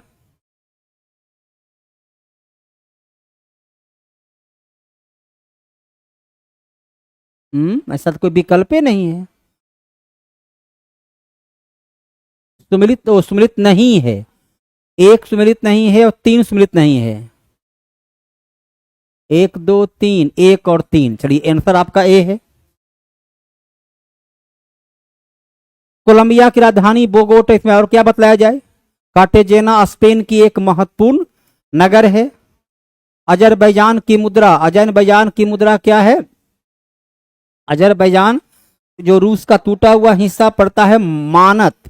दिनार जो है कुवैत का, लीरा इटली का हुआ करता था। मंत्रालय राष्ट्रीय कर्मयोगी मंत्रालय गृह मंत्रालय का है। जितना बेहतर आप कर्म करेंगे, जितना सरकारी सेवा में जितना बेहतर योगदान देंगे, आपको उतना ही बेहतर तरीके से सरकार जो है पदोन्नति और अन्य प्रकार की सुविधा उपलब्ध कराएगा। और जो काम नहीं करेंगे उनको सरकार जो है पद से निकालने में भी संकोच नहीं करेगा। डेनमार्क के राजा द्वारा किंग क्रॉस जो पुरस्कार किनको दिया गया? ये दिया गया विजय शंकर जो महावाणिज्य दूतावास हैं, वाणिज्य दूतावास के हेड हैं। तो व्यापार बढ़ाने के लिए डेनमार्क की सरकार के द्वारा उन्हें ये पुरस्कार दिया गया।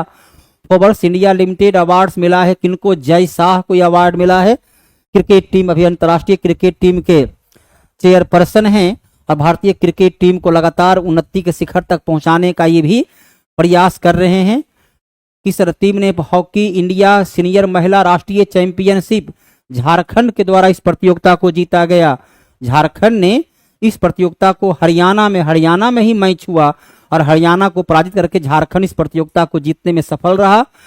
हाल में वन मैन ऑफिस की शुरुआत किया है LIC, ताकि जो भी आपकी समस्या है बीमा से जुड़ा हुआ, बीमा की समस्या को एक साथ एक ही मंच पर हल कर दिया जाए।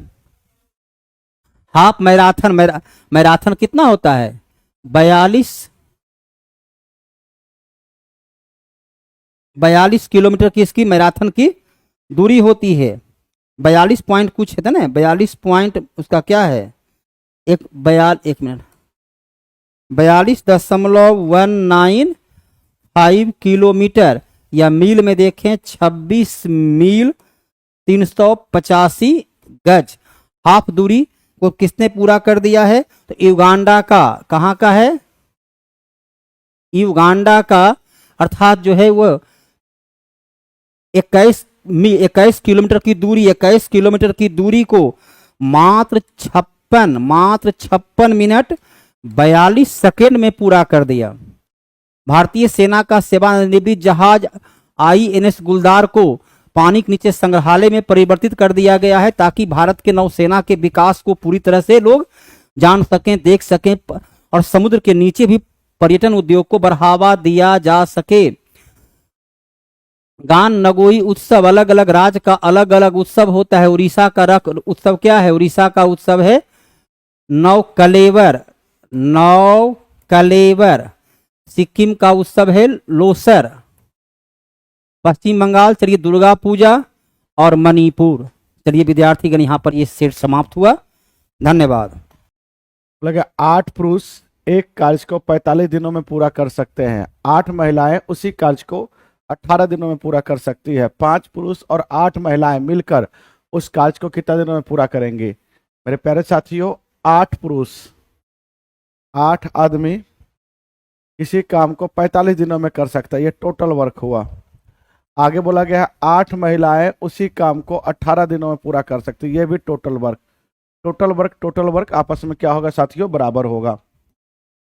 यहां से बच्चे अगर कोई कटता है तो काट दो, 9 दूनी 18, 9 पचे 45 हो जाएगा। 8 से 8 कट गया, M/W, ये 2 आ गया, ये इधर चला जाएगा, 5 हो जाएगा। आदमी एक दिन में 2 काम करता है तो औरत एक दिन में 5 काम। यहीं से टोटल वर्क अगर चाहे तो निकाल सकते हो। एक आदमी 2 काम तो 8 आदमी 16 काम करेगा, और 45 दिनों तक काम चलते रहा। साथियों बोलता है टोटल काम ये हुआ, 45 पुरुष 8 महिलाएं मिलकर उस काम को कितना दिनों में करेगा?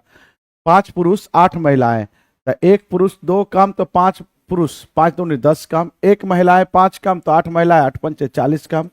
टोटल मिलाकर एक दिन में 50 काम हो रहा है। टोटल काम हमारा 16 गुना 45 है। एक दिन में 50 काम अगर होगा तो बताओ इतना काम करने में कितना लगेगा? 5 से काटोगे 10 हो जाएगा, 5 से काटोगे 9 हो जाएगा, 5 से 2 से काटोगे 5 हो जाएगा, 2 से काटोगे ये 8 हो जाएगा, 9 8 72/5 हो गया, 14 पंचे 70 हो जाएगा, 2 बचेगा 5, 14 सही 2/5 लगेगा। आंसर क्या हो जाएगा साथियों? सी हो जाएगा। आंसर क्या हो जाएगा? सी हो जाएगा।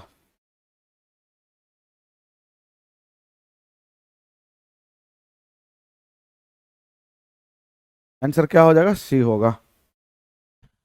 आइए बच्चे आगे बढ़ते। बोला गया अपनी यात्रा का एक भाग के रूप में एक व्यक्ति 80 किलोमीटर की चाल से 120 किलोमीटर की यात्रा करता है। अगले 100 किलोमीटर की यात्रा 40 किलोमीटर पर घंटा की चाल से करता है और 75 किलोमीटर पर घंटा की चाल से प्रारंभिक स्थान पर वापस आ जाता है। जितना दूरी गया उतना दूरी फिर आ गया। पूरी यात्रा की औसत चाल लगभग में क्या होगा? तो औसत चाल होता है कुल दूरी बटा कुल समय। औसत चाल होता है क्या होता है बच्चे? कुल दूरी बटा कुल समय होता है।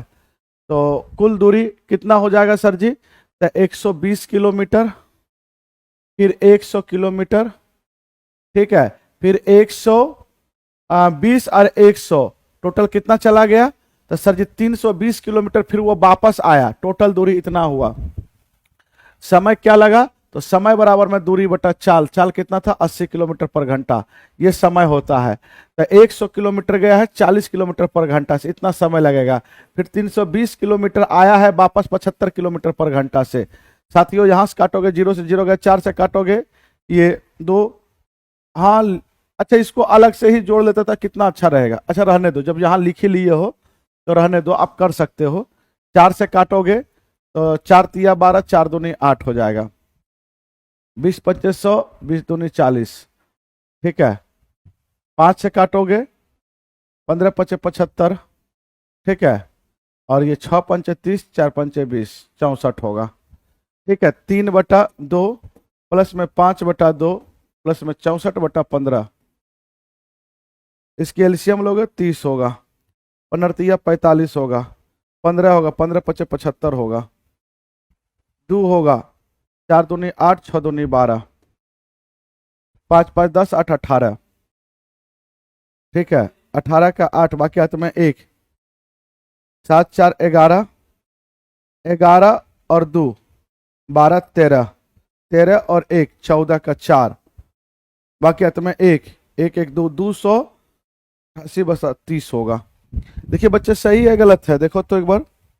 220 होगा यहाँ, सॉरी 220, यहाँ 44 होगा। क्या होगा? 44, क्या होगा साथियों? 44 44 44, 4 दूनी 8, 4 दूनी 8, 208/30, सबको जोड़ेंगे ये कितना हो रहा है? 220, सबको जोड़ेंगे अगर तो ये 0 हो जाएगा, ये 4 होगा, 2 2 4, 208 गुना 30।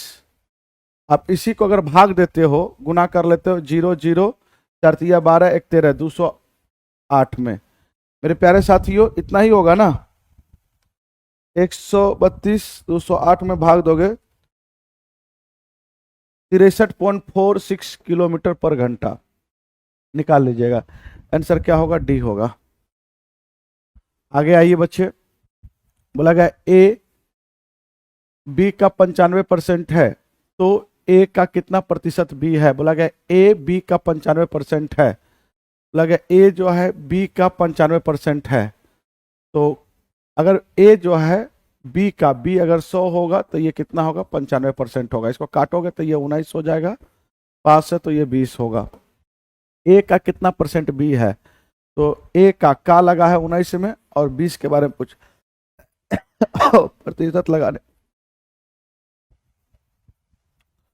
बच्चे आज मुझे नहीं लगता कि हम क्लास